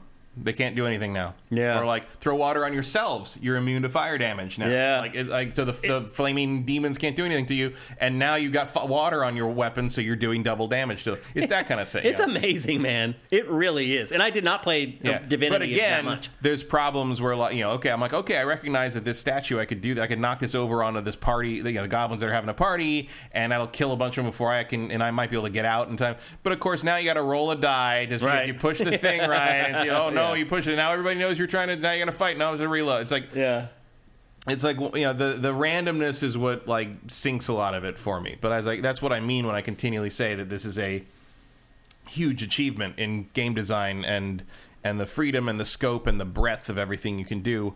I just, if I was playing this on console, I would be going crazy about how I could not change the things that annoy me. I think they're going to tweak all that stuff for console release. I really do. Mm-hmm. I think they'll tweak like a lot of stuff for it. Mike's Q is asking, did we find the 3 trolls for hire? I did not. I don't know what he's talking about, so I obviously didn't find them. I didn't find trolls for hire. I found ogres for hire. That were like the one that could talk. Yeah. The smart ogre. I haven't seen any trolls, I don't think. Yeah. But here's the thing about this game. Everyone's story is different. Everyone thinks about things differently, takes different approaches, and you can make progress in this game no matter what your approach is. Like, and then you just pile in all the other stuff that's just done to an expert level. And like, I can understand where people who had played this game a lot more than I did were like, oh, this is a 9+. It really is remarkable, the achievements in this game. And I'm going to absolutely keep on playing until I have to start playing Starfield. Like all these other games I was playing during the week, it was pulling me away from this. I wanted to go back and play this all week. I'll admit that I'm just sort of like, I don't know. Like if this played a little more like a standard action game, if this played a little less random, if this played... Because the other thing is like maybe this... Because I also don't think the controller quite solves my issues with it, but every time I play this and I'm starting to move around, it's just a little too constrictive in the camera. I agree, man. And trying to click around and trying to move around, it just does. I just feel claustrophobic. I feel the same way. And if it pulled back 10 more feet, it would be fun. But I just feel my guess is the engine buckles and or there's something. moments where I'm just like, I'm trying to click, I want to go over here, I'm trying to click over here, and I accidentally click the back of the head of the party member that's in the foreground. And now I'm talking to them, and I can't, and now the camera's pointing the other direction, and I'm just like, can I just navigate the fucking environment, please? And I've healed the ground probably 50 times. Fuck that. How in the world does that not hold command or something? You should never, and there's no take back, there's no rewind. It's just like, no. Yeah. Why don't let me do something that no one would want to do 9 times out of 10 unless I'm commanding you to do it. Yeah. Even Diablo gets that right. Yeah. It has issues. I'm not saying it's perfect, but the stuff that it does well, it does so damn well. All that stuff is great, but I feel like I have to wade through a mediocre game to get to the amazing game design. Yeah. You know what I mean? If you strip all that away, this game is kind of a 7 out of 10. Yeah, I can understand that. If it was just the combat and the moving around. Yeah. That may not kind of blows. 7. I mean, if it's just the combat, I don't even know if it hits a 7, honestly. Oh, yeah. But, pile all the other stuff on top. Yeah, that's amazing. Mm-hmm. But there's sort of an element to me of, I wish it was on top of a better game. Yeah. You know? This will definitely be in my short list for Game of the Year at the end of the year, though. It'll be something I consider. I would think so. I mean, certainly it would be up for a lot of technical awards for me. Yeah. We'll see how everything stacks out in the end, and how Starfield does, how Spider-Man does, how Mario does. I mean, there's a lot to come still. There's so many other games to come still. It's crazy, dude. I mean, I'm an it's really nuts. I'm an old-time Assassin's Creed fan. Mirage, if they nail that. Mirage might nail it. We don't know. It's possible. So yeah. But I wanted to come back and talk about any other year. This would be a pretty good shoe-in. Yeah. But I wanted to come back and talk about it again because, I told you how much I had played it last week, and obviously people who had reviewed it had played it a lot more than me, and anytime my opinion on something changes or is altered a little bit after I play more, I'm going to come back and tell you guys. And so my impressions of this game have definitely gone up even further from when I talked about it last week, and still I'm only 40 hours in or something like that. There's still so much more to go. It's just, and I still haven't got the Baldur's Gate yet either. So it's just a beast. And again, the timing of it's a little unfortunate because there's a lot of people who are not going to be anywhere near finishing that when Starfield comes out, and they're going to have to make the choice, dive into Starfield or try to finish off Baldur's Gate. For you, definitely not. No. Yeah. Unless Starfield sucks. Eve Demon says it's his game of the year so far. I'm sure it's a lot of people's game of the year. Vincent says the short list for game of the year is like 30 games. Maybe not 30, but like 10. Yeah, you're definitely making a good argument for 10 nominees. Like 10 nominees. If the Oscars can do it, yeah. Why not? I mean, this year is just exceptional, people. Like, it's hard to realize the good times while they're happening. You always look back and say, oh, those were the best of times. I'm telling you right now, try to recognize that you are living in the best of times right now. It's not like this ever. Even back in the PS2 era where we get like 80 game releases a month when it cost $2 million to make each game or whatever. You never had months like this because the fact of the matter was you could develop games for a much lower budget, so they weren't as good as these are. This is literally just banner. Yeah, and every other year people can like name it. So it's like, okay, that was the year that 3 good games came out in 1 month. Right. But there's nothing I mean, yeah, like 1998. It's like, Ocarina, Metal Gear Solid, and Half-Life all in like the space of like 3 weeks. Like, yeah, sure. But that's 3 games. Yeah. And it's like, or 2007, which I don't even know what people are talking about with 2007. Yeah. And I guess Modern Warfare. I haven't been able to get on that bandwagon. Modern Warfare and Portal. Yeah. I don't know why people bring that up. I don't know. Yeah. I have never seen a release schedule for a year packed like this. It's insane. This is 3 years worth of Game of the Year stuff packed into one. Amazing. Yep. And Baldur's Gate 3, just another one to just throw on the pile. And here comes Starfield. Mm-hmm. It's just awesome. So anyway, I mean, if you like RPGs, go buy Baldur's Gate 3, or if you have to wait until the PlayStation version comes out. It looks like Xbox isn't coming until next year, but if you have to wait till PS5... Which sounds like it's a problem with the S. I mean, I wonder what happens, because the other problem, too, is... At some point, you got to ditch the S. Yeah. Right? It's holding them shit back now.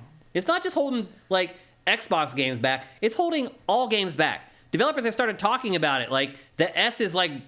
screwing things up for us, like development-wise. Like, well, if you're going to end up in a situation like this, where like this big, huge game, this game that everybody's talking about, that's the highest-rated game of all time, it's coming out on your platform half a year late because they can't figure out how to make it work on this stupid legacy, like let's be honest, previous gen system that you force everybody to try to take into account. At least they gave up on Switch. What good? Well, what good is the S doing you with that? I know. I mean, we've talked about it before. It was useful as a transitional tool, but it's over. Well, it's there for Game Pass, is why it exists. It's so people can buy a cheap console and then get Game Pass. But you're going to hit a point where not everything works on it. Right? I'm sorry. Yeah. Like, and especially, like, wouldn't it be better if Baldur's Gate was available on Xbox on September 6th alongside PS5? Yeah. Do you not care about that? I feel sorry for the PlayStation owners who don't have a PC who have to decide. Well, they don't have to decide. They're not going to be able to play Starfield anyway. So no. Yeah, I guess it worked out organically for them. This is their Starfield. Yeah, this is their Starfield. And, I mean, not bad. Yeah, not a bad replacement. So I'm pretty sure Starfield's not going to beat that Metacritic average. So yeah. Well, you never know. I'll say this: I'm very happy about these numbers for my fantasy team. I'm pretty confident saying that. I never dreamed with my Baldur's Gate pick I would get the highest scoring game ever. Like I figured like 8s or something. I thought this was going to be in the 9s. Yeah, for sure. Maybe I should have picked it earlier. You should have definitely. Well, what pick was it? 3? I think it was my 3rd or 4th. Yeah. Yeah. I mean, that was pretty up there. I mean, because I got Zelda. And I don't remember. I mean, I knew that you wanted it. I mean, I knew that you knew it was great. So I picked it a little earlier than maybe I wanted to. And it all worked out. But we'll see at the end of the year. But anyway, Baldur's Gate 3, go buy it. If you like RPGs, just go buy it. Like, we sit here and we nitpick stuff and we complain about stuff. But the bottom line is, it's an amazing RPG. If you're a PlayStation owner and you don't own an Xbox. Well, again, if you're a PlayStation owner, wait. And see how fast it loads. Yeah, that's the key. If you got to sit around for a minute when you load a save game on PS5, no. Yeah, because you do need to load those saves pretty frequently. Like literally, that's a deal breaker, and it shouldn't be because obviously it's built to load fast, so it shouldn't be an issue. But if you have a PC that can run it, and that's almost every PC, judging by your PC, you can mod it into whatever you want it to be. So go ahead and do it because you want to experience it one way or the other. Yep. So there you go. That's our final word. At the very least, to see what these BioWare RPGs could have evolved into in terms of choice and options. I mean, that's where they should have been. That's where they should have ended up. Yeah, like I'm glad combat-wise that's not where they went. Right. But like in terms of how you, and again, you do lose the main character, your character being able to talk, which is a prop, which is too bad because you can't have a different. Again, if you're going to throw all this dice rolling in. you can't have a fail and a succeed and a super succeed and a critical fail state for every single line the character says.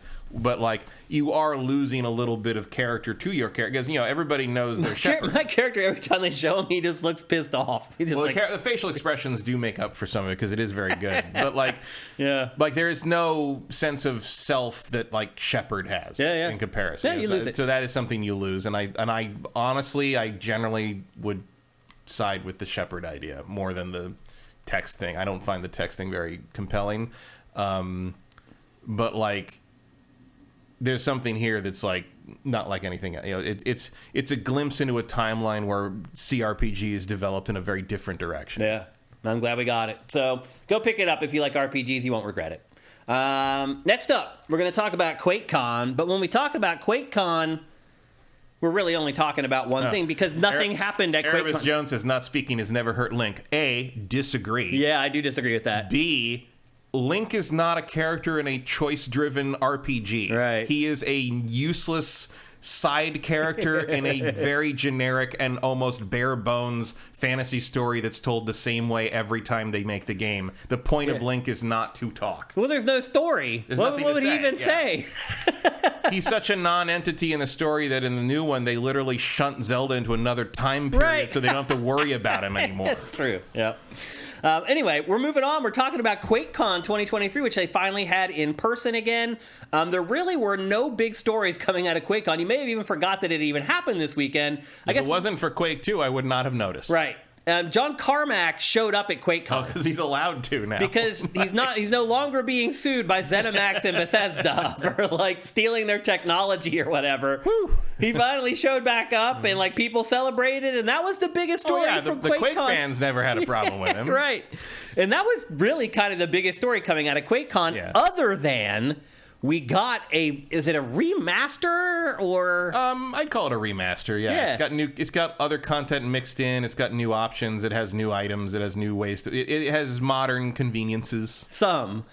So Quake 2 just shadow dropped for everybody in the middle of QuakeCon. We got the announcement and it was up for downloads. It's on Game Pass right now. If you're a Game Pass subscriber, you can play it totally for free. Matt, did you play this at all? Yeah, I did. What did you think of it? It's Quake. You liked it? Yeah, it's Quake 2. Wow. I thought this was the worst game I've played in like 10 years. It's Quake 2. It's so bad. Like, I'll say this.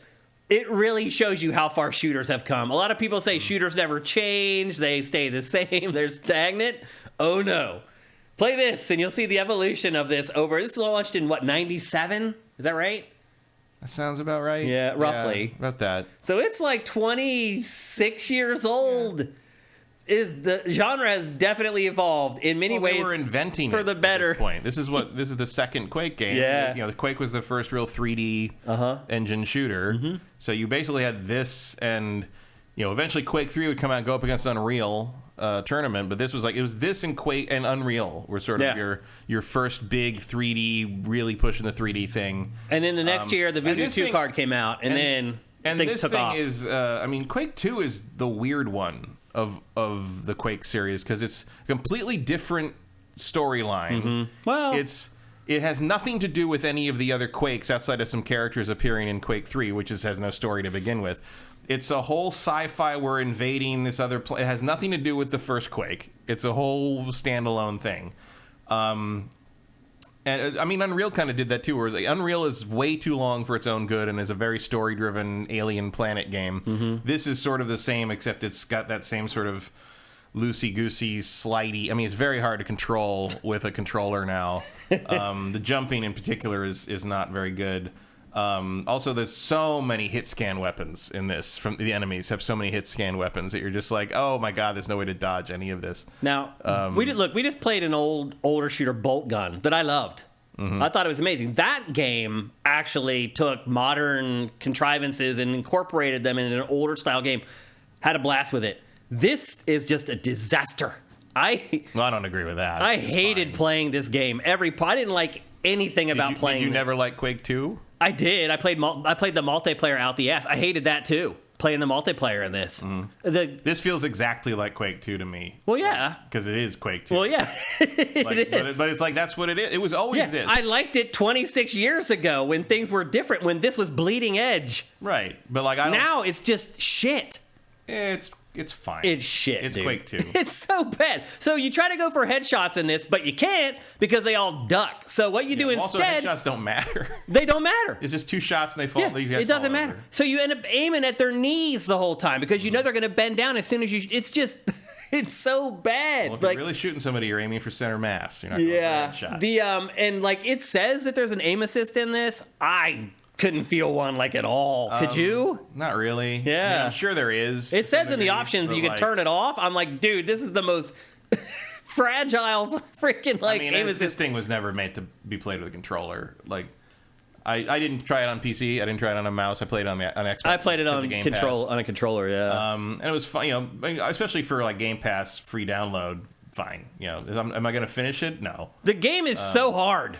It is very hard. Oh my god! Well, shooters all used to be super hard. This is like the Dark Souls of first-person shooters. Like Unreal 1 was very hard too. It was like that guy right there with the blonde hair. It takes like 20 shots to kill him. Yeah, well, that's why you got to switch to the shotgun by now. Well, eventually you don't get it yet. No, you have the shotgun here. No, you get it in like the next room or whatever. But anyway, you get the machine gun in the next room. You don't get the shotgun for another like 10 or 15 minutes. I got the shotgun early on, but it's in a secret area. Oh. It's the secret area of the first room where you can get a shotgun. Oh, okay. Well, I didn't get into this game a fair amount back in the day. I remember some of this. I didn't remember any of it other than like the maps and multiplayer. I remembered some of those, but I thought this played like absolute crap. Like it does actually have like a story that I didn't remember when I played it back in the day. I did.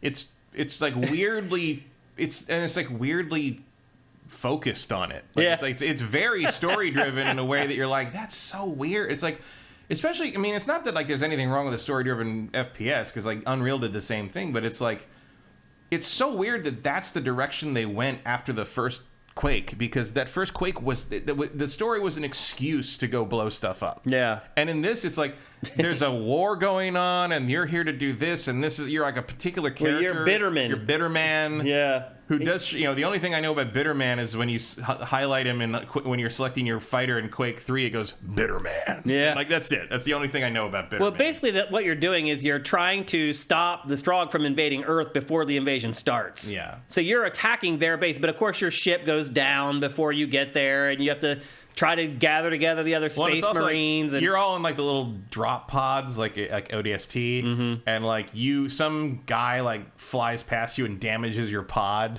as you're going down, and you're like, "Hey, somebody just hit me!" It's like, and it's funny to me because it's like, imagine being like a hard-boiled like space marine dropping from orbit and feeling the need to contact like HQ and whine that some guy got too close to you on the drop down to another world. It's like, yeah. But then it turns out that the Strogg have some like weird like EMP thing that disables and kills everybody else dropping in the pod, and you don't get killed because you got damaged just the right way by that close call that you get to land, and then so you have to basically do it all yourself. Well, I'll say this: the CGI cutscenes in this are way better than any cutscenes in Atlas Fallen. And this is from 1997. Yeah, there's some scope to them, like, and there's a charm. There's like that mid to late 90s 3D like jank too. It's not jank, but it's like this. Oh, there's a little bit of jank. Like. And that whole like thing where because I remember when this first came out. And the fact that, like, when you downed a guy, he could still maybe get up and shoot back for a second. Like, that was like, oh, my God, that's so crazy. Happened, but it happens over and over and over and over. But it was very novel in 1997. Yeah. I mean, I get it. I was there in 97 when this came out, and I thought this game was awesome in 97. In 2023, it's a crappy game. I actually eventually just even turned down the difficulty to start playing it on easy. Because I was like, I'm not enjoying this. On easy. I knew I wasn't. I played on medium for the first like few hours, and I just got sick of having to start over and over again. These games have always been unfair. Yeah, so I turned it to easy eventually, so I could just actually see some of the game. But like, there's just so many things that aren't in this game you're used to having. There's no crouching toggle. Like you have to hold it. You have to hold down the crouch button. I didn't look in the options if that was something you could select. No, there's no reloading weapons. So I'm constantly hitting the X button and it brings up a menu like over and over again. It's just habit. It's like I emptied my gun, I need to reload. There's no reloading. There's no sprinting. There's no sliding. There's no climbing. There's just awkward jumping and this weird, like, slippery platforming. There's no aim down sights. As you mentioned, the headshots are pointless because enemies always duck and they don't really take more damage anyway. I don't know, man. I was like, dang, I can't believe I played this back in the day. My standards were so low back then. Because you're right. Well, because this was the brand new. Yeah. These standards were not low. This is simply what the state of the industry was. I'll put it to you this way. 10 months later, I was playing Star Siege Tribes. So, 10 months later, I was playing GoldenEye. You're right. Yeah, I mean, probably at the same time I was playing GoldenEye, really. Actually, yeah, it came out the same year. So, I mean, GoldenEye's better than this game. Yeah.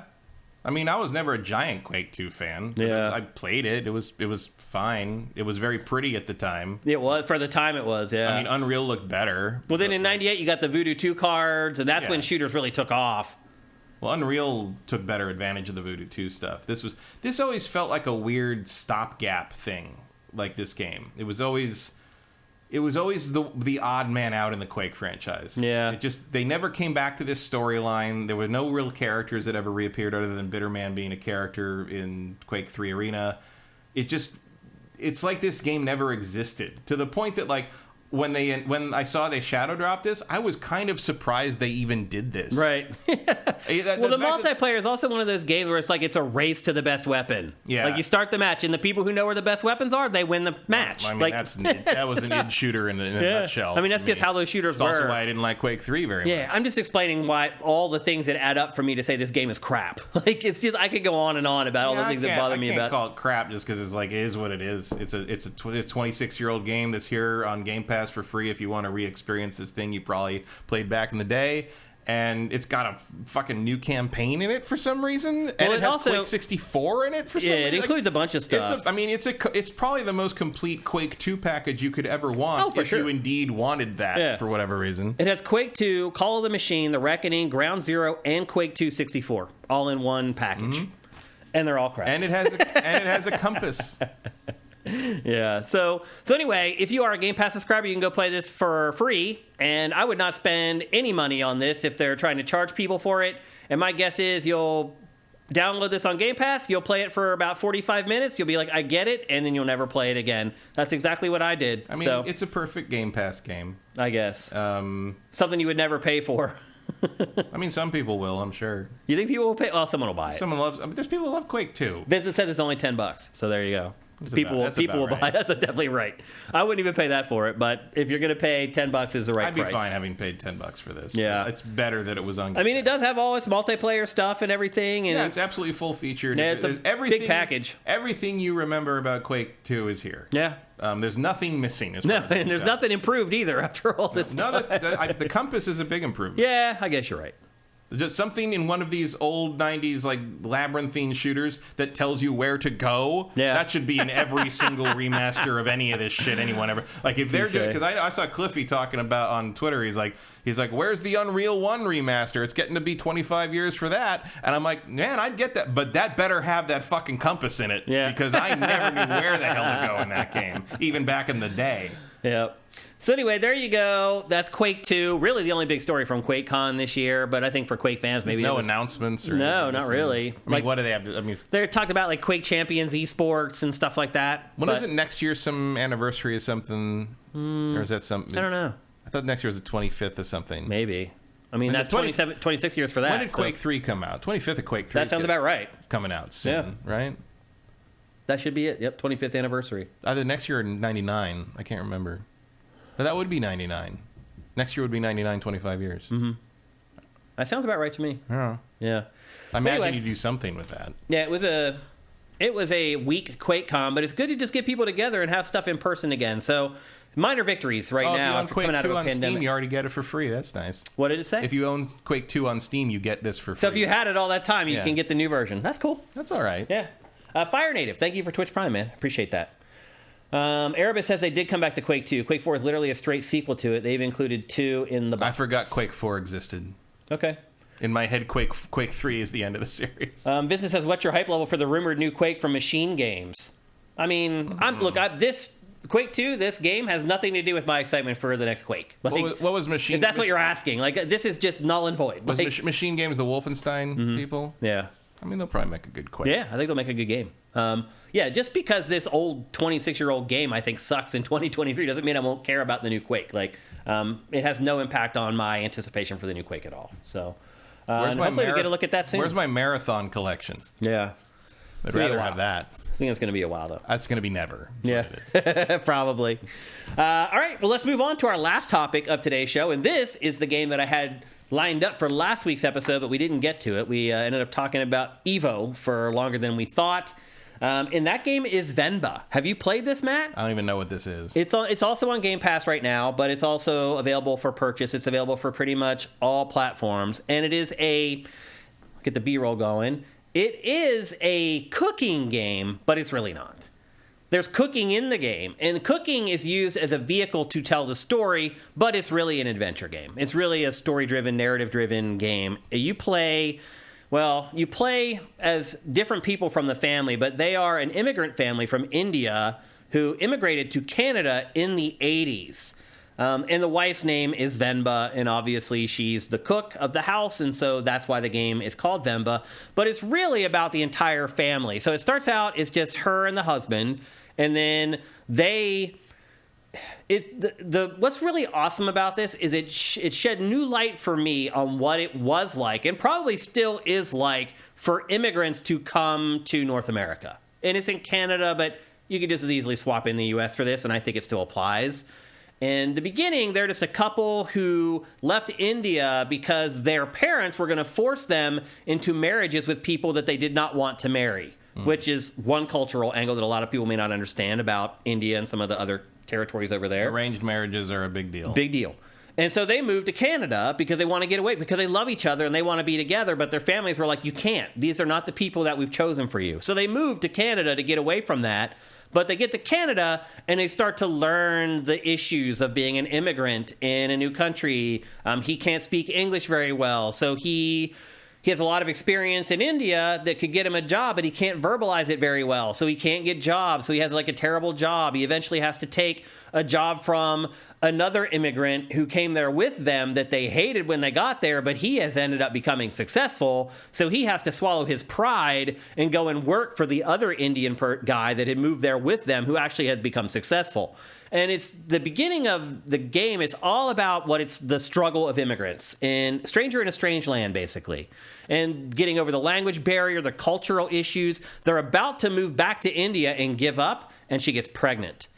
And once she gets pregnant, that changes everything, because now they have to worry about their son. And can they get their son, can they stay here to give their son a better opportunity at a better life? And they have to put up with it. Well, as it turns out, the son has no problem at all, because he's born in Canada, speaks English, has no problem with any of the cultural stuff. And in fact, once he gets to like 4 or 5 years old, his name is like Kevin. He wants people to start calling him Kevin. Mm-hmm. And so the people at school start calling him Kevin, and they go to school and they realize that he has completely assimilated into Western culture, and they are the ones who can't. And it just becomes this emotional vehicle that is propelled forward. The gas in the vehicle is the cooking. And the cooking stuff, I'll say this, is like complicated and pretty much all trial and error. So the cooking is used as a vehicle for her to connect with her family, so to speak. So when her and her husband are having marital issues and they're arguing, she solves it by cooking his favorite dish. When her son is starting to stray from their culture and become more westernized, she uses cooking and his favorite dishes from when he was a child to bring him back into the fold. But eventually, he gets into high school. He becomes a teenager, where every teenager is too cool for their parents. That's just the way it is. It doesn't matter who the parents are. And they really struggle with it, because he really detaches then in high school. And goes away for his first day at college, and they want to drive him there, but he's like, no, I'm going to ride with a friend instead. I don't want to ride with my parents to college. And it's just this whole coming of age story around immigrants and immigration that uses cooking, the mechanics of cooking in the game, as a vehicle to call it a video game, basically. But I really found this more of just a really moving story. that shed light on people that I honestly have never really had in-depth discussions with about this, what it was like for them. I have a buddy who, back in my hometown of Carlisle, PA, he was from Vietnam. His name was Phuc, and it's spelled Phuk. And one of the funniest things that ever happened to me in high school was we had a substitute teacher one day, and the teacher came in, and she doesn't know how to read people's names, and she got to his name, and she paused and like looked around and goes, "Fuck." But anyway, he was living this in my town, and he was a good friend of mine, and I didn't even know it. But he wrote a book called Saigon, and that was all about him being raised in my little hometown and what it was like for him as an immigrant. Well, I had no clue. Like, we were all skaters, punk rockers. Like, he was just another friend to us. We didn't care where he came from or anything like that. Like, race wasn't a thing to us at all. In fact, we went around beating up Nazi skinheads. So, you know, he found the right group of people to fall into, but we were clueless. Like, we thought we were protecting him and sheltering him, but he was still going through all the stuff that this family does in this game. And so it put his book plus this really put things in perspective for me. Like, being an immigrant is tough, man. And you start to think about how a lot of people treat immigrants in America and other countries. It's disgusting, man. They're already going through so much just trying to become a part of our society and fit in. And then you have assholes like messing with them. This game really hit me in the heart. And there aren't many games that do that anymore, to be honest with you. Like, this game just really kind of shook me up a little bit. And again, it's like, it's not Cooking Mama. It's just not like, oh, and I got to get this done within 5 seconds, and I'm under the gun, and I got to... That's not what this game is. This game is like fiddling around with stuff, trying stuff, seeing if it works. Oh, that doesn't work. Let me try this other thing. There's no pressure, because the end result of the cooking is to bring the family close together. And it does happen and work in this. And so you go through their entire lives. Like, at the end of the game, the husband and the wife are old and gray. The son is now a successful professional. I'm not going to spoil what happens whenever he becomes an adult, because that's a really important part of the story. But anyway, this game is called Venba. It is free right now on Game Pass. It took me, I think, 2.5 hours or something, 3 hours to finish it. And I don't regret it one bit. Like, I feel like I'm a better person after playing this game. And I don't know if there's a lot of games that I can say that about. So I just wanted to, this is one of those games that I play, that I bring on to the show to talk about at the end of the show for 5 or 10 minutes just to put it on your radar. I really enjoyed it. I thought it was edifying, and I got something important out of it. And so if you're into consuming art for those purposes, I think you should give Venba a go. Now, what would I pay for it? $10-15. So most I would pay for it. I think it is 15 or 14 or something. It says 15 on the paper. Oh, okay. So, and that's about right. Like, it does take about 3 hours. But again, it's like, it's one of those pieces of art that will change you and how you think about things and how you think about other people. And to me, a lot of times that's really hard to even put a price on. So again, that's Venba. It's available for pretty much everything. Except for whatever reason, PlayStation 4. I don't know why they excluded PS4. It's available for everything else. Maybe PS4 comes along later on. But I highly recommend it if you're someone who enjoys playing games for more than just blowing stuff up and shooting guns, which obviously I enjoy too. Don't get me wrong. I'm not shaming anybody for enjoying that side of video games, but there is another side of them too, and there aren't enough, in my opinion, there aren't enough games like Venba. I know what I'm ordering for dinner. Yep, the power of suggestion. I also learned so much just about Indian culture, about Indian food, and their culture in general. Like, I didn't realize how little I knew about how they grew up and their customs and things like that. I've learned a little bit along the way, but I know so much more after playing this game. And there just aren't that many games that do that anymore, that teach you stuff that's important. No, so now give me an RRR game. What game? RRR. You never watched it? I didn't watch it. Yeah, it's insane. It was completely insane. So anyway, there you go. That's Venba. I highly recommend it, and check it out. Let's see. How much time do we got here? Not much time, but we do have a little. So we will do a brief Q&A, but only after we hear from our other awesome sponsor. Experience the realm of extraordinary audio with Sound Wizardry. With a decade-long journey in sound design, we animate your movies and video games with the breath of sound. Our wide-ranging services include sound design, Foley, sound mixing and mastering, audio implementation, dialogue mastering, and the crafting of unique sound effects from freshly recorded material. Our portfolio contains Baldur's Gate 3, Steven Universe, Alan Wake 2, Gwent, Cyberpunk 2077, and more. Visit soundwizardry.com and let us transmute your vision into an auditory marvel.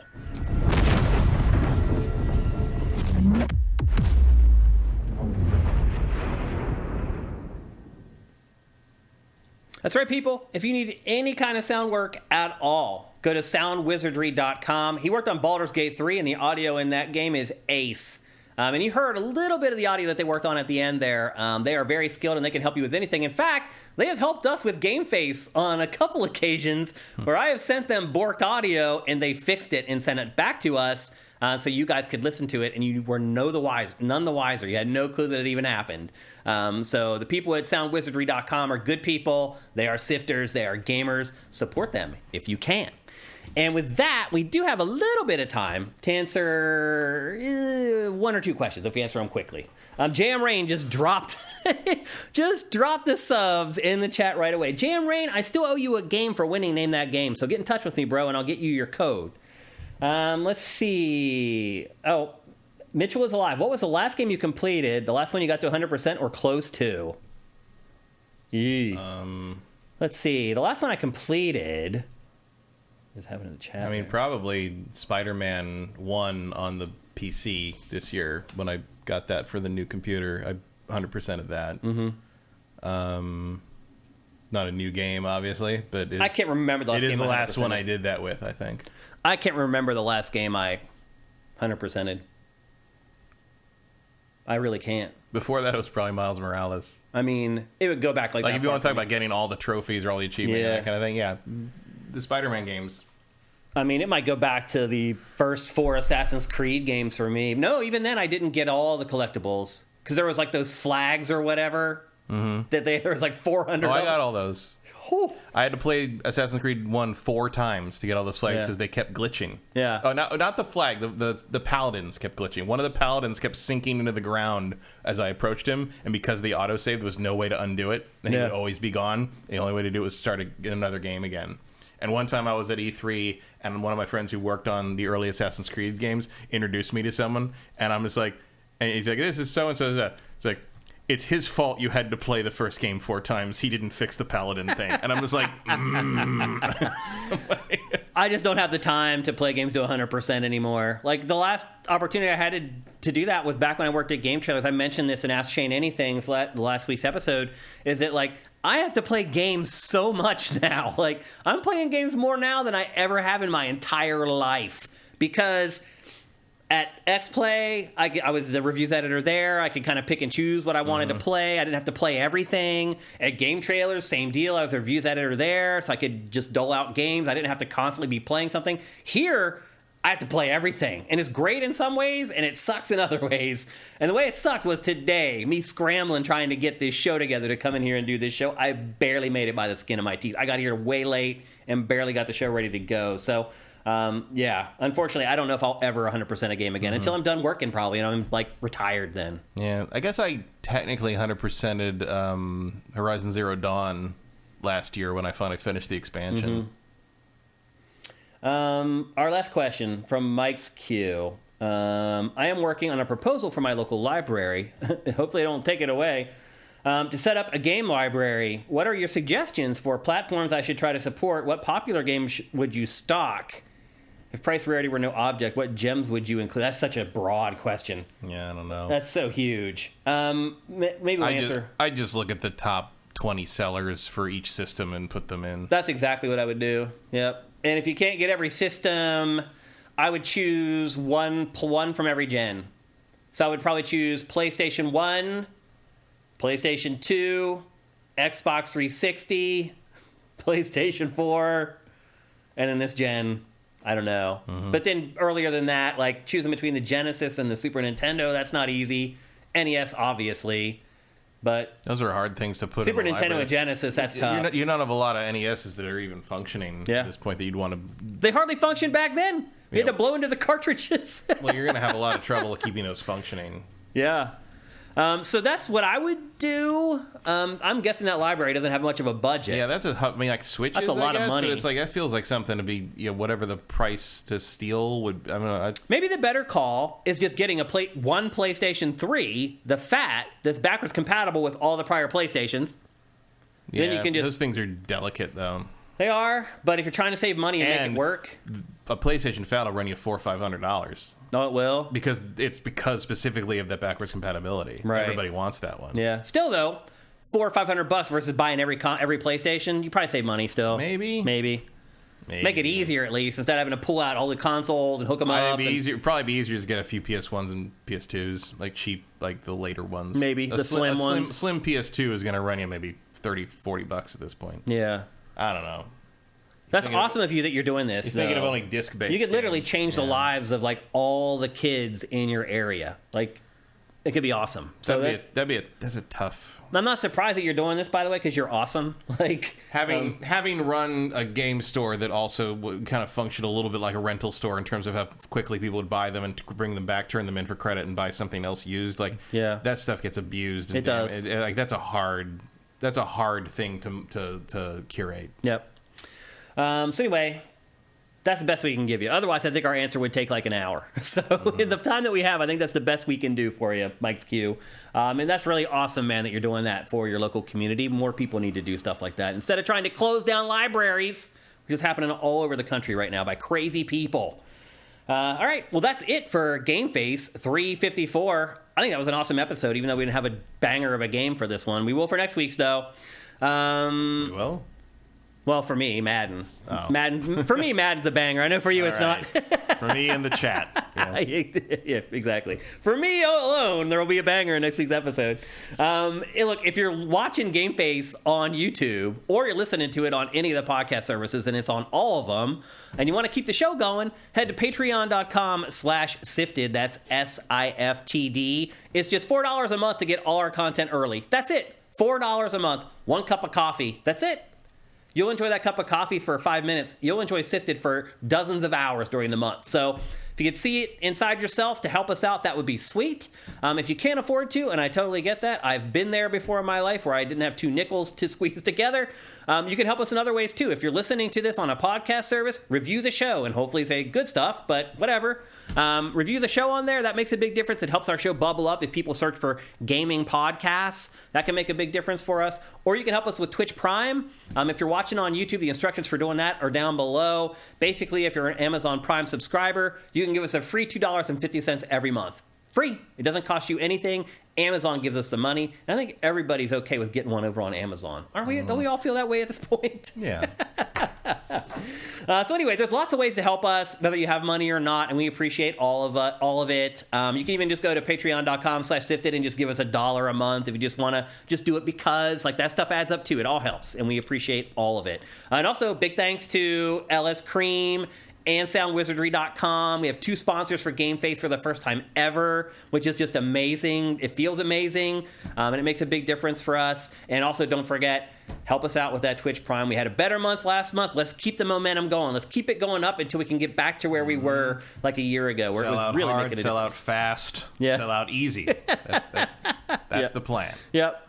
Just like South Park. Yeah, exactly. So anyway, we'll be back next Tuesday. We're here every Tuesday at twitch.tv/siftedgames at 1 p.m. Pacific, 4 p.m. Eastern, and that will be the case next week as well. I hope you guys have a great week. Play a bunch of awesome games. GameFace is up and out.